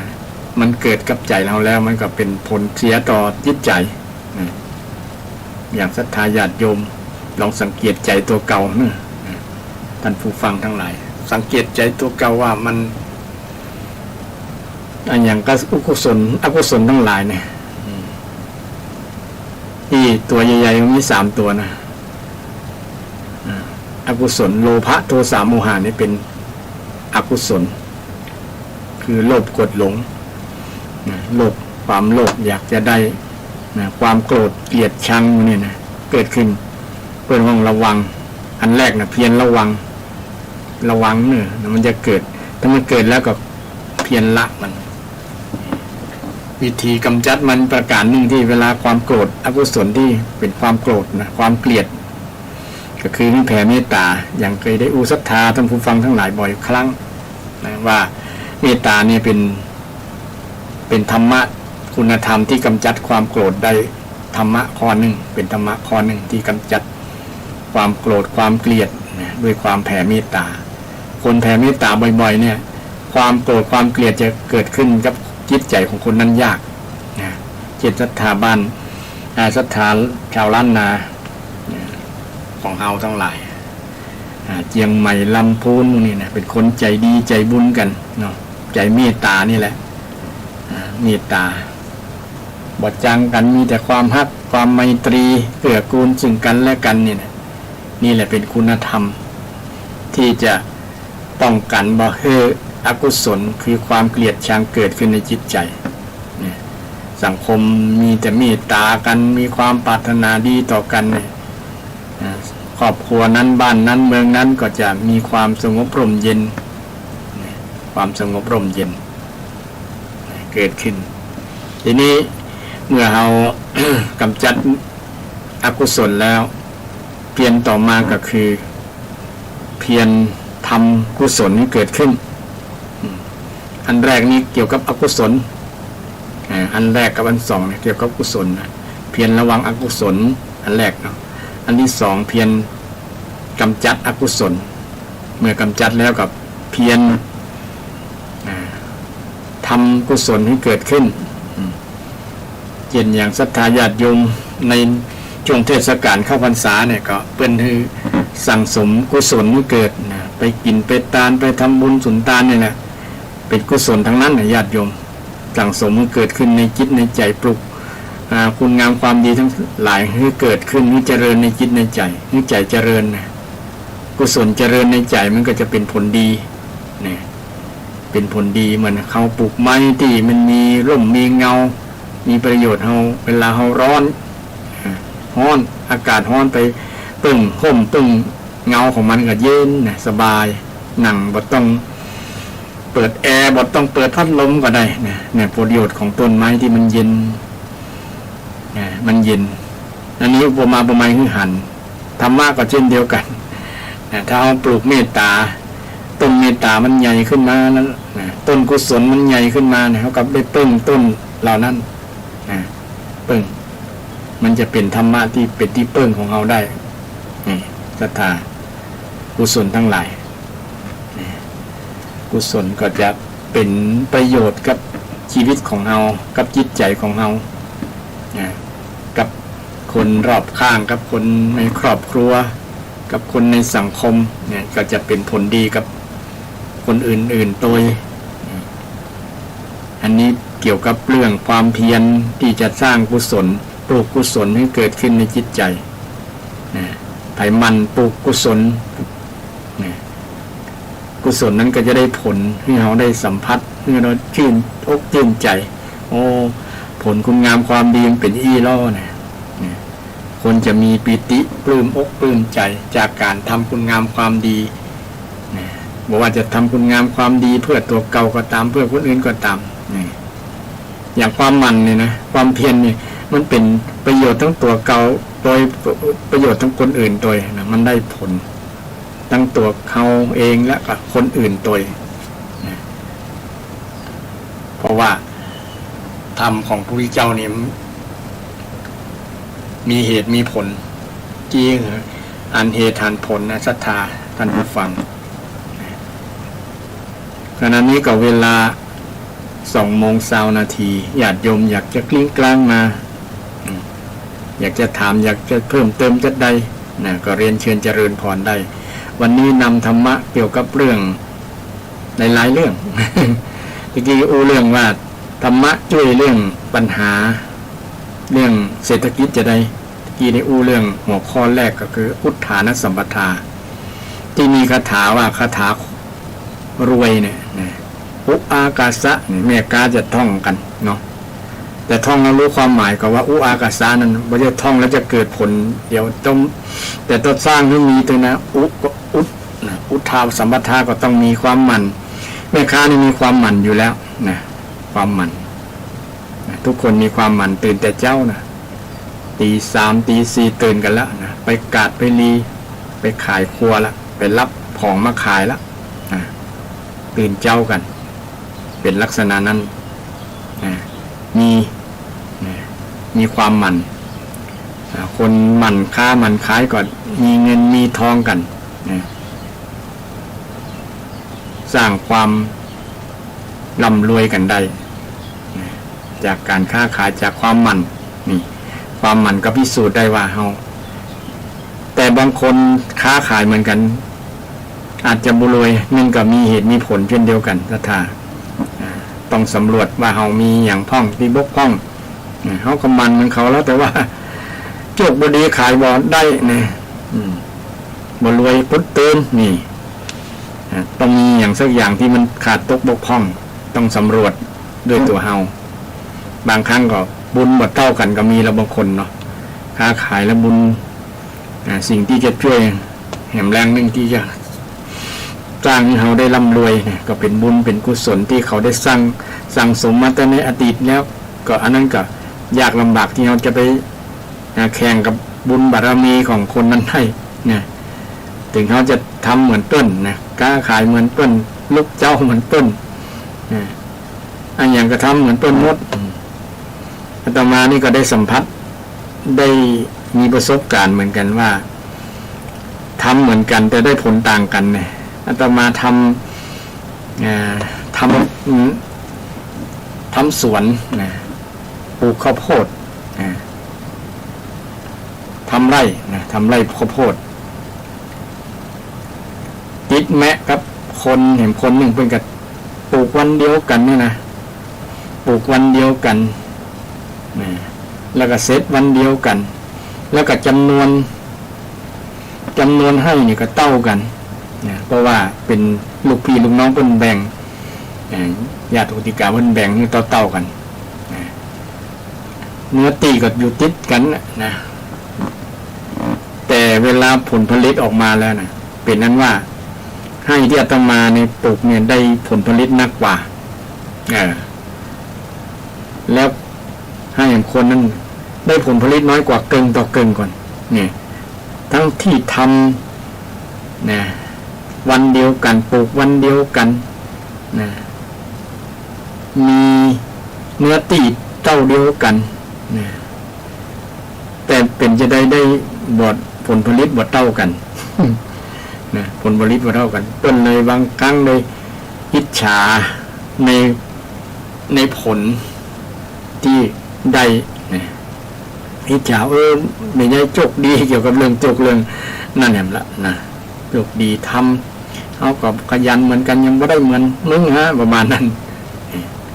อาตมาก็ไม่มีประสบการณ์มาแล้วมาพิจารณาหลายๆอย่างก็มีเหตุมีปัจจัยเมื่อมาศึกษาธรรมะแล้วย้อนไปดูในอดีตตัวเก่าเนี่ยมันโยงมาเข้ากับธรรมะได้โยงมาเข้ากับธรรมะได้บางครั้งความขยันนี้อย่างเดียวบ่พอต้องมีอย่างอื่นด้วยความขยันอย่างที่สองขยันอย่างที่แรกนะอย่างที่สองก็คือการบริหารเงินนี่การบริหารงานการบริหารคนนี่แหละเนี่ยเปิ้นห้องว่าอารักขสัมปทาถึงพร้อมด้วยการอารักขาบางคนนี่ทำงานได้เงินเท่าเดียวกันเนาะได้เงินเดือนเท่าเดียวกัน เช่นเป็นครูเป็นอาจารย์เป็นหมอเป็นพยาบาลเนี่ยได้เงินเท่าเดียวกันแต่ว่าบริหารเงินนี่เสี่ยงไว้กว่ากันบางคนติดลบนี่บางคนติดลบคนที่บริหารเงินแบบติดลบเนี่ยเป็นหนี้และง่ายเนาะกินเกินตัวใช้จ่ายเกินตัวใช้จ่ายเกิน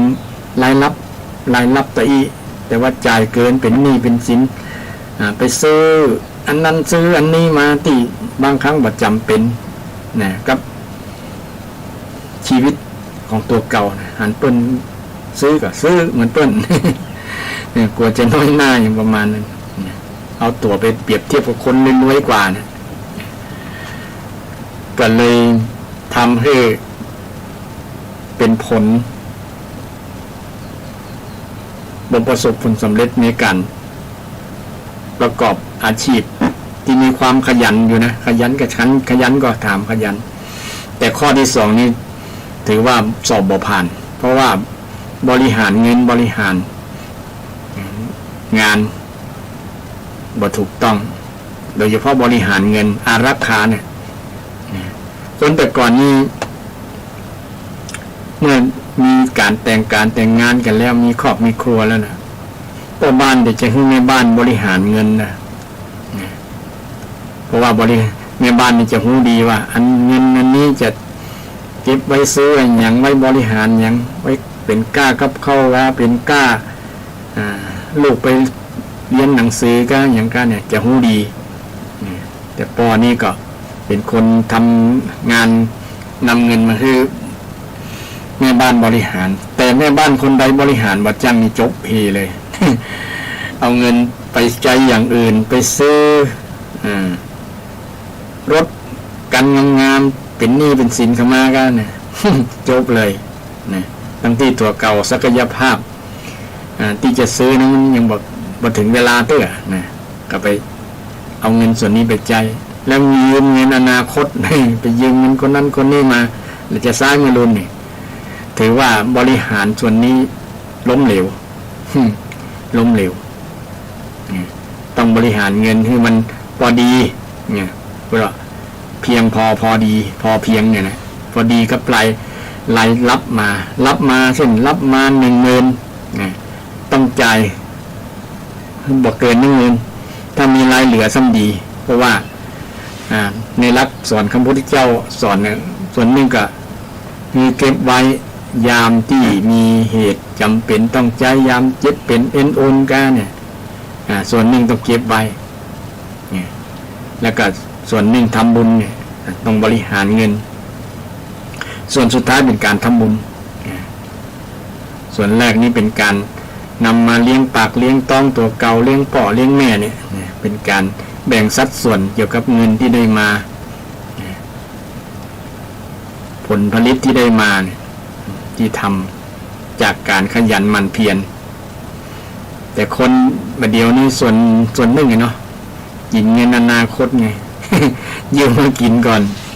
มันก็เลยล้มเหลวเรื่องเศรษฐกิจนี่เรื่องเศรษฐกิจก็เลยเป็นปัญหาเรื่องหนี้สินเรื่องต่างๆเพราะว่าขาดคุณธรรมข้อที่สองว่าขาดอารักขาสัมปทานเนี่ยต้องรักษาคนแต่ก่อน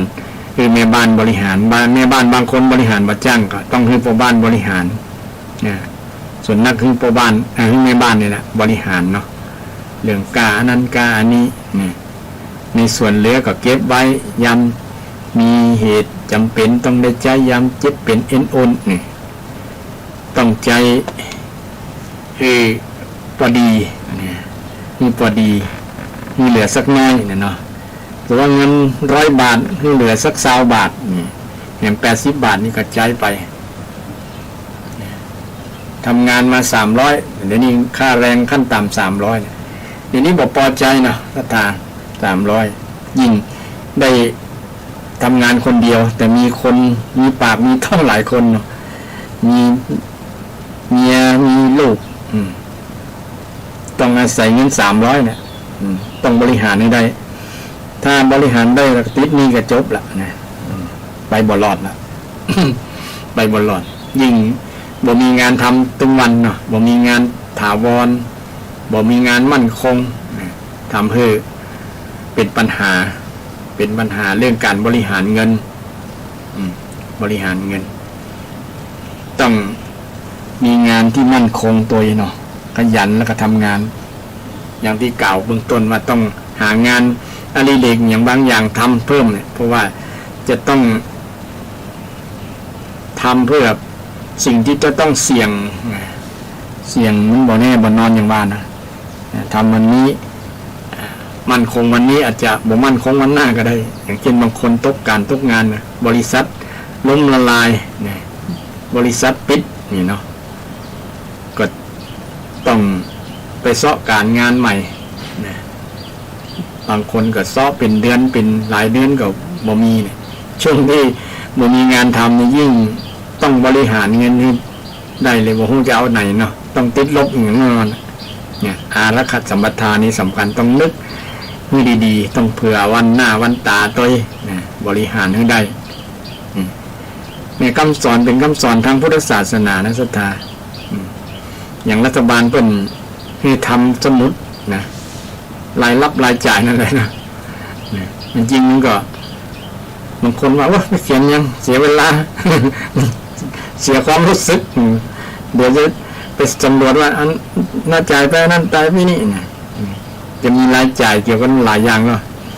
ก้าหวย300อย่างเงี้ยหมดเลยรับจ้างได้วันละ300ไปซื้อหวย300นะหมดเลยไปบ่ได้กับข้าวกับป่าบ่ได้กินละต้องแห้งละไปติดการพนันนี่แหละพนันก็มันเหมือนเล่นกับบ่เป็นหยังนะแต่เล่นมันเกินตัวนะเกินกำลังหวยรัฐบาลเดือนละใบเดือนละครั้งก็บ่มีผลกระทบอย่างแต่ว่าอยู่ที่ว่ารายรับของเราเนี่ยพอที่จะไปซื้อจะเสี่ยงดวงเสี่ยงโชคเนาะถ้าเป็นหนี้เป็นสินไปเสี่ยงเนี่ยก็บอกยิ่งเป็นปัญหาเนี่ยยิ่งเป็นปัญหาเนี่ยคนส่วนหนึ่งก็มีลักษณะนะไปยืมตังค์เขาซื้อหวยอย่างนี้ ซื้อหวยเพราะว่าเดี๋ยวนี้มันมีหวังอยู่เนาะหวังหวยเนี่ยก็หวังรวยกับพ่อเมียกับบ่ได้นะหวังดีกับหวยหวังรวยกับพ่อเมีย ต้อง ต้องมีความหวังพ่องประมาณนั้นนะแต่จะไปหลงไหลมันจนติดงอมแงมจนว่าเสี่ยงเป็นหนี้เป็นสินก็มีแล้วบางคนนะข้ามไปเล่นพนันข้ามไปเล่นที่ต่างประเทศเนาะ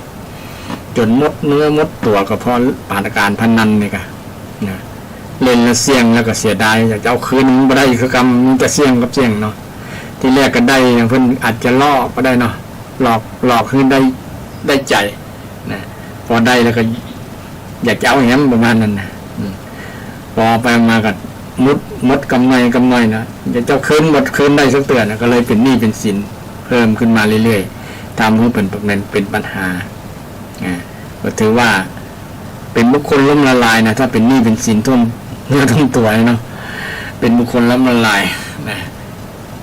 มันต้องเลยเรื่องเศรษฐกิจจะฟื้นง่ายๆเนี่ยอย่างประเทศไทยของเราเนี่ยเป็นหนี้เป็นสินเกือบล้นอัตราแล้วนะอาจจะเป็นประเทศที่ล้มละลายก็ได้ ถ้าบ่ยุดบ่ยังเกี่ยวกับเรื่องกู้นะกู้เงินมาอย่างนั้นต้องแก้ที่ความขยันหมั่นเพียรของศรัทธาประชาชนเนี่ยนะมีความแล้วก็หาอาชีพนะฝึกอาชีพนี่แหละถึงจะแก้เรื่องเศรษฐกิจได้เนี่ยไปแก้อย่างอื่นเอาเงินมาแจกมันกับกำเดียวเสี่ยงนะ แต่ก็ดีเลยดีสำหรับคนที่ได้ที่ไปหาเสาะตั้งใดมันบ่ได้นะแต่มันก็เป็นหนี้กับเฮาน่ะก็เป็นหนี้คนที่รับนี่แหละทุกคนน่ะเป็นหนี้เนี่ยเป็นหนี้อนาคตเนี่ยต้องใจเนี่ยบ่ใช่ว่าเฮาได้แล้วเนี่ยเฮาบ่ได้ใจนะเฮาต้องใจถึงวันนี้ก็เฮาก็ได้เสียภาษีกันอยู่แล้วเนาะท่าน ได้เสี่ยงส่วนหนึ่งเนี่ยรายจ่ายที่ต้องเสี่ยงไปเช่นไปเติมน้ำมันกับเสี่ยงค่าแวต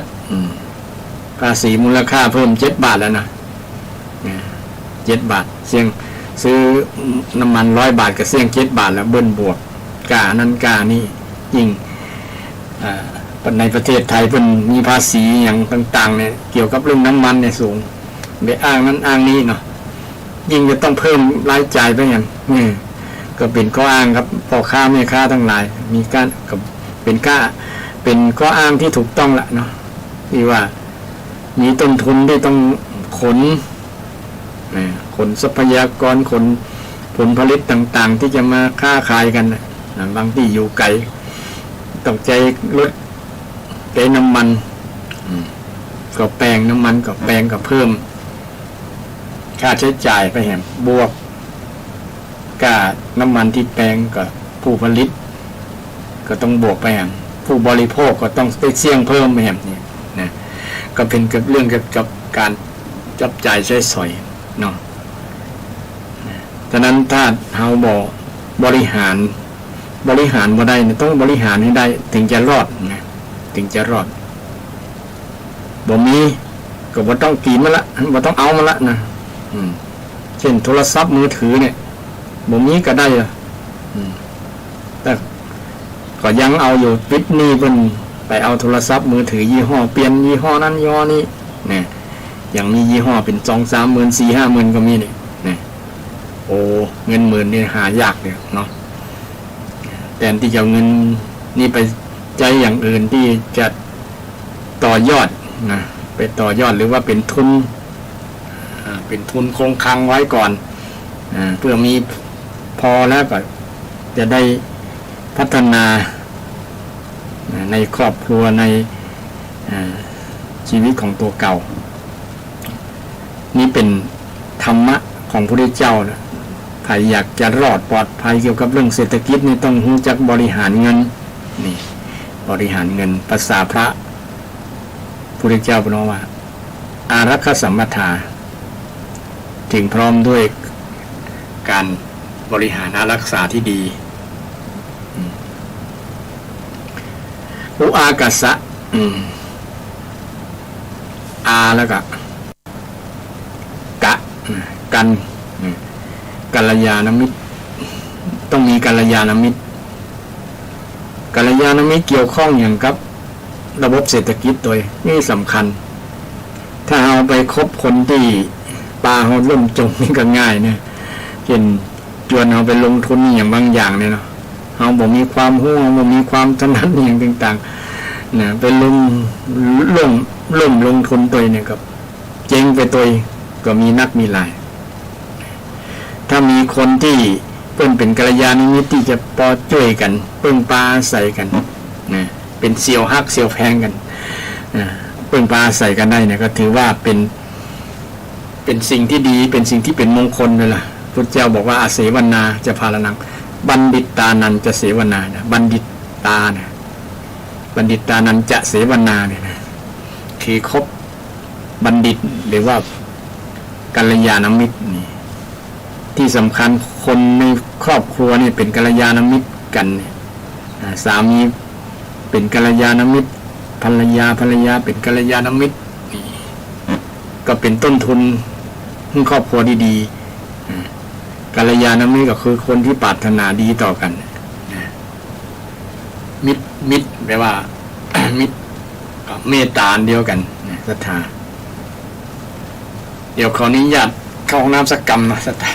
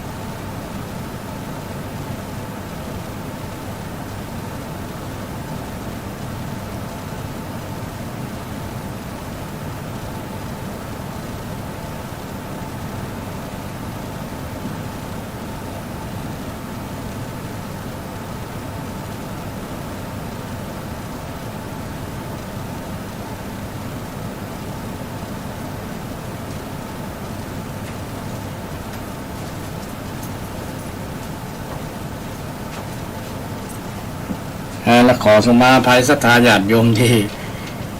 ขอเวลาเข้าห้องน้ำเพราะว่าฉันน้ำนักก็เลย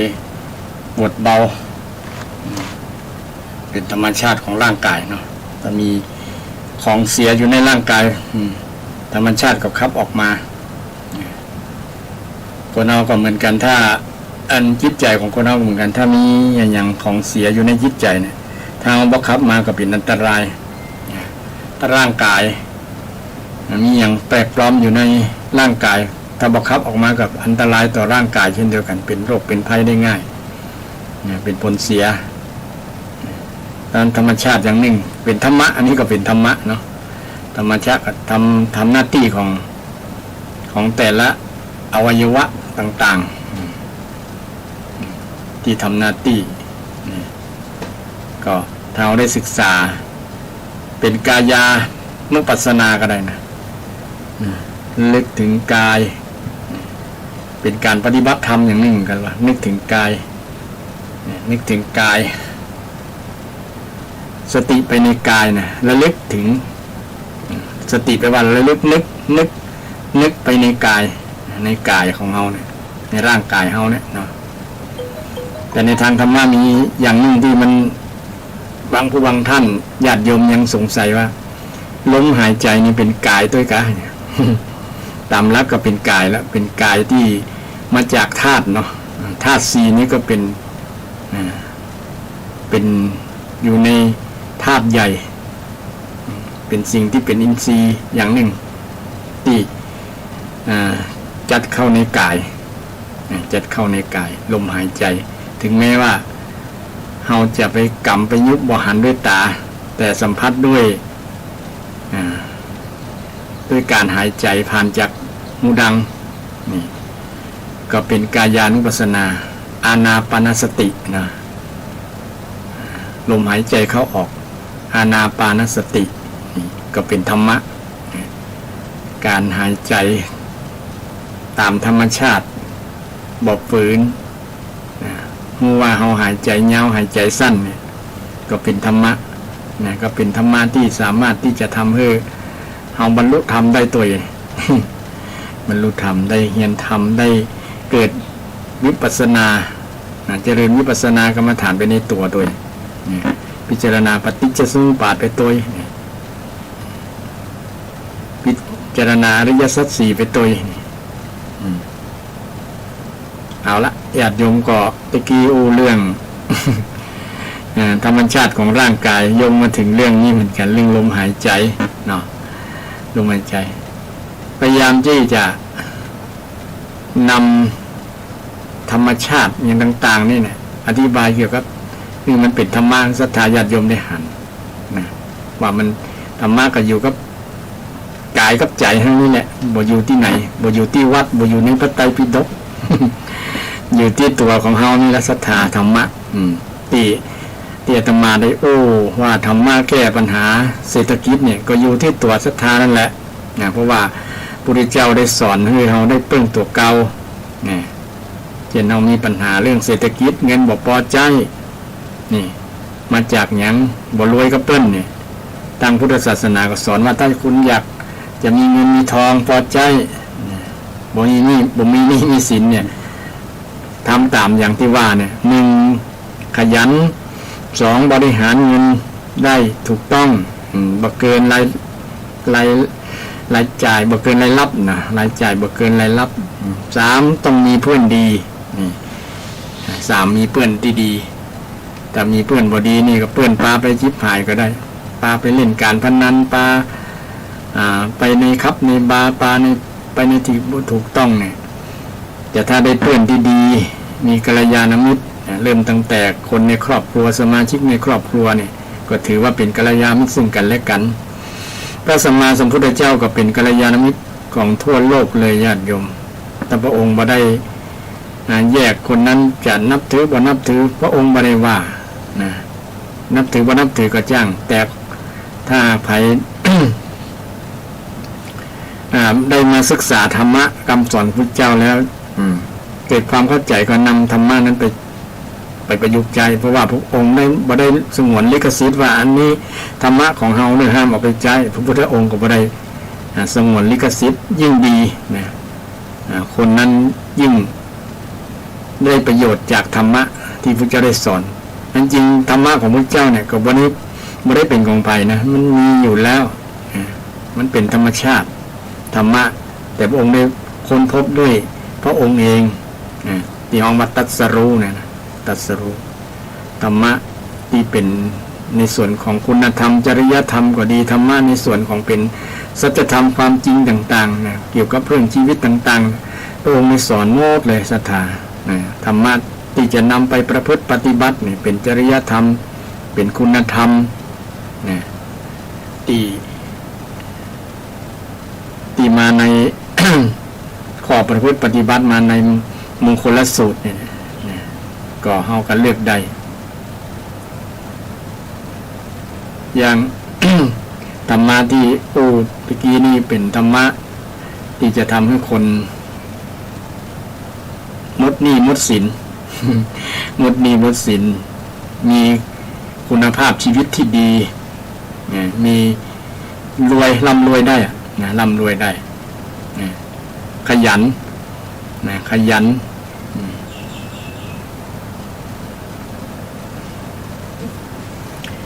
เป็นว่าขยันหารักษาไว้ใกล้บัณฑิตใช้ชีวิตพอเพียงจำง่ายๆเนาะเป็นภาษาไทยด้วยว่า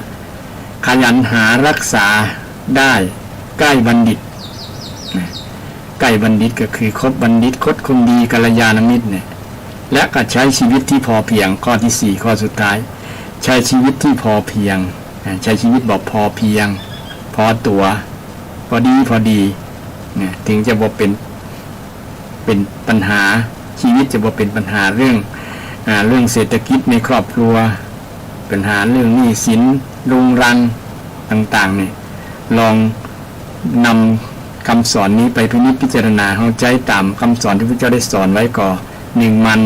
2ขยันขยันหารักษาไว้1มันขยันหา2รักษาไว้3ใกล้บัณฑิต4ใช้ชีวิตแบบพอเพียงแบบพอดีพอตัวพอรายรับใดต่อใดกับพอกับรายจ่ายแต่อันนี่พอดีพอเพียงสมาชีวิตตานี่ข้อสุดท้ายนะสมัชชีวิตตาใช้ชีวิตแบบดีงามแบบพอดีบางคนใช้ชีวิตแบบเกินตัวนะมันจะร่ำรวยสักเตือนนะเป็นหนี้เป็นสินเขาบางคนว่าถ้าบอกเป็นหนี้เป็นสินมันจะมีทุนมันจะได้มีโอกาสไปทำทุนเลยบางคนค้าขายนี้เป็นจะต้องกู้หนี้ยืมสินกันแล้วเนาะแต่ถ้าลักษณะนั้นต้องดูที่กำลังสติกำลังปัญญากำลังความรู้กำลังความสามารถของเราที่พอที่จะบริหารเงินบริหารหนี้ที่เรามีอยู่เนี่ยจะไปต่อทุนเนี่ยเนาะ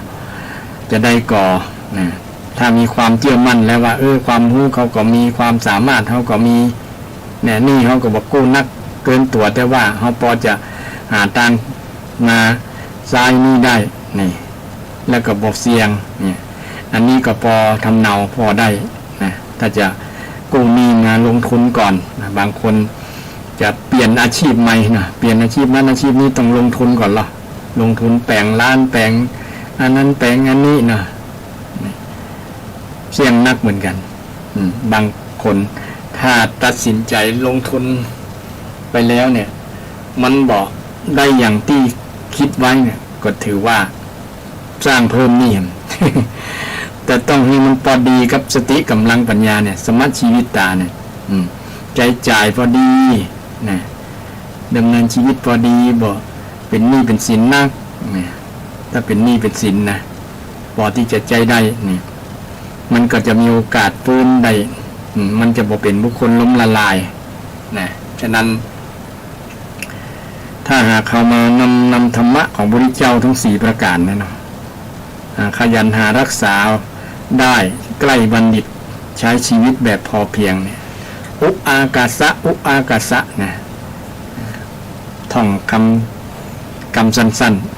ๆคำที่เต็มๆก็คืออุทธานสัมปทา2อารักขสัมปทา3กัลยาณมิตรตา4สมะหรือว่าสมชีวิตตาเนี่ยทั้ง4ข้อนี้เป็นธรรมะที่จะนำเราหลุดพ้นจากปัญหาเรื่องเศรษฐกิจใดญาติโยมลองนำไปพิจารณาว่าเราดำเนินตามคำสอนข้อนี้ก็ที่พระเจ้าได้สอนไว้ถ้ามีแล้วก็ควรภาคภูมิใจว่าเราได้ปฏิบัติตนตามหลักนี้แล้วเนี่ยเขาก็มันก็มีอยู่แล้วความมันเขาก็ทำทุกวันมันทุกวันทำทุกวันบ่มีวันหยุดแม้แต่วันเสาร์วันอาทิตย์กับบ่ย่างบ่หยุดนี่ความมันเขาก็มีแล้วบางคนแล้วความที่รู้จักบริหารเงินแล้วนี่บริหารเงินที่เราได้มาจากการทำงานนั่นนะบริหารเงินเป็นก็นะแต่บริหารเงินบ่จ้างก็จบนะสำคัญนะมาตกคะแนนข้อนี้นะข้อที่2บริหารเงินเกินตัวนักลำไปจนเป็นบุคคลล้มละลายก็มีนี่ถ้าเรายึดหลักว่าเราจะบริหารให้พอดีนะพอดีกับรายรับรายจ่ายแล้วก็หาคนที่มีประสบการณ์ดีๆนะหากัลยาณมิตรที่จะต่อยอดให้เราได้พัฒนาตนไปสู่ความสำเร็จที่สูงขึ้นก็มีหลายคนมามีเพื่อนดีๆแนะนำเนาะทำนี่บ่เพื่อนทำนี่บ่ลงทุนนี่บ่เนี่ยไปทำงานกับเขาเตอร์เนี่ยเขารายได้ดีนะอย่างประมาณนั้นเนี่ยนี่กัลยาณมิตรที่มีความปรารถนาดีต่อมิตรความตำนานคือจะบ่หวังผลประโยชน์จากเขานั่นนะคนนั้นคือกัลยาณมิตรหวังที่จะช่วยเกื้อกูลกันมีโอกาสกับเขาเนี่ยคนลักษณะนี้ควรครบควรหานักหลายๆเนี่ยแต่คนประเภทหนึ่งเนี่ยคอยบางครั้งคอยจะทับถมซ้ำเติมเวลาเขาไปหมดหลอดเนาะทับถมบ่ให้กำลังใจเนาะนี่เป็นสิ่งที่สำคัญเหมือนกันคนที่อยู่รอบข้างคนที่ทำงานตัวเนี่ยต้องหาคนทำงานที่เข้าใจต้องมีความปรารถนาดีต่อกันนะเช่นคนที่เป็นหัวหน้าต้องมีลูกน้องที่เป็นกัลยาณมิตรคนที่ล้มละลายก็มาจาก ลูกน้องที่ทรยศก็มีนักหรอนะทำให้เจ้านายหัวหน้าต้องเสียน้ำตาต้องน้ำตาตกก็มีนักมีหลายนะทรยศหักหลังเจ้านายนะบ่นึกถึงบุญคุณเจ้านายที่เคยนำมาอยู่ตัวหน่อยนำมาอยู่ตัวแต่เดี๋ยวนี้ ลูกน้องบางคนที่เพิ่นมีคุณธรรมคุณงามความดีเนี่ยเพิ่นพัฒนาตัวเก่าเป็น เป็นหัวหน้านะอย่างพี่น้องไตใหญ่หลายๆท่านนะเป็นหัวหน้ารับเหมาเองเอาไปมาคนเมืองเฮาเนี่ยเป็นลูกน้องเพิ่นแต่ก่อนเพิ่นเป็นลูกน้องคนเมืองเฮาเนี่ยเดี๋ยวนี้คนไตใหญ่เป็นหัวหน้าเพราะว่าเขาได้กัลยาณมิตรจากคนที่เป็นหัวหน้าของเขานะคือคนเมืองเฮาเนี่ยนะเปิ่นฝึกมีเป็นงานเป็นการขึ้นฝึกให้เกิดความชำนาญช่ำชองนะงานเก่งแล้วเปิ่นก็ตั้งรับปักฐานตัวเก่าได้แล้วนะมีความรู้ความสามารถเป็นทุนนะเป็นทุนสามารถยืนบนลำแข้งตัวเก่าได้นะก็ขอแยกวง แยกออกจากหัวหน้าหัวหน้าก็ด้วยความปรารถนาดีเช่นกันครับไปเถอะช่วยกันนี่นะช่วยกันทำงานหากินมาเป็นยังเนาะปีกกล้าขาแข็งแล้วก็ไปนะแต่คน บางคนบ่นึกถึงบุญคุณเนาะบางคนก็นึกถึงบุญคุณก็ดีไปถือว่าได้กัลยาณมิตรที่ดีนะต่างคนต่างพึ่งพาอาศัยกันพึ่งพาอาศัยกันแล้วก็อยู่กันพัฒนาทำให้การทำงานนั้นไปด้วยดีด้วยความสำเร็จเพราะว่ามีกัลยาณมิตรและที่สำคัญต้องมีความมั่นคงคนนั้นต้องมีการประพฤติปฏิบัติที่ดีที่งามที่ ที่ดีที่งามโดยเฉพาะคนที่เป็นหัวหน้าครอบครัวเนาะต้องเป็นรักให้คนในครอบครัวได้นะต้องปฏิบัติดีนะไม่ใช่ว่า รักนี้ คนที่เป็นรักล้มเอง ก็แย่นะล้มเองก็เลยบอกคงจะเปิ้งไผ่ลูกหลานกับคงจะเปิ้งไผ่ละนะหัวหน้าครอบครัวก็ล้มเองนะรักเสารักมันล้มนะบอกคงจะเปิ้งรักไหน นะดังนั้นธรรมะสัก4ข้อนี่เป็นธรรมะที่ทำให้คนเราแก้ปัญหาเรื่องเศรษฐกิจได้นะในช่วงเศรษฐกิจที่บดีนะทำอย่างอื่นคนเรามีสติปัญญาศรัทธาญาติโยมนะสติปัญญาในหม่อมมาบ่มีไว้ต้มไว้แกงอย่างเดียวมีไว้ใช้ยามที่เรามีความทุกข์มีปัญหาต่างๆนี่จะแก้ปัญหานี่แหละนะแก้ปัญหาก็ให้กำลังใจศรัทธาญาติโยมที่มีปัญหาเกี่ยวกับเรื่องการดำเนินชีวิตกับเรื่องหนี้สินเรื่องเศรษฐกิจต่างๆเนาะเราต้องมีวิธีแก้อยู่ได้ญาติโยมนะก่อนนำรักธรรมะนี่ไปใจเป็นรักนะก็จะได้ประสบผลสำเร็จแน่นอนนะก็ให้กำลังใจศรัทธาญาติโยมวันนี้เวลาหมดเวลานำรายการธรรมะเพื่อสืบสานและเพิ่มแรงบันดาลใจจากวัดชัยสถานจากท่านผู้ฟังไปก่อนก็ขอเจริญพรทุกท่านทุกคนมีสุขภาพแข็งแรงปราศจากทุกโศกโรคภัยปราศจากโควิดกันนะมีเงินใจมีสตางค์ใจรวยๆเฮงๆรวยๆกันทุกท่านทุกคนเจริญพร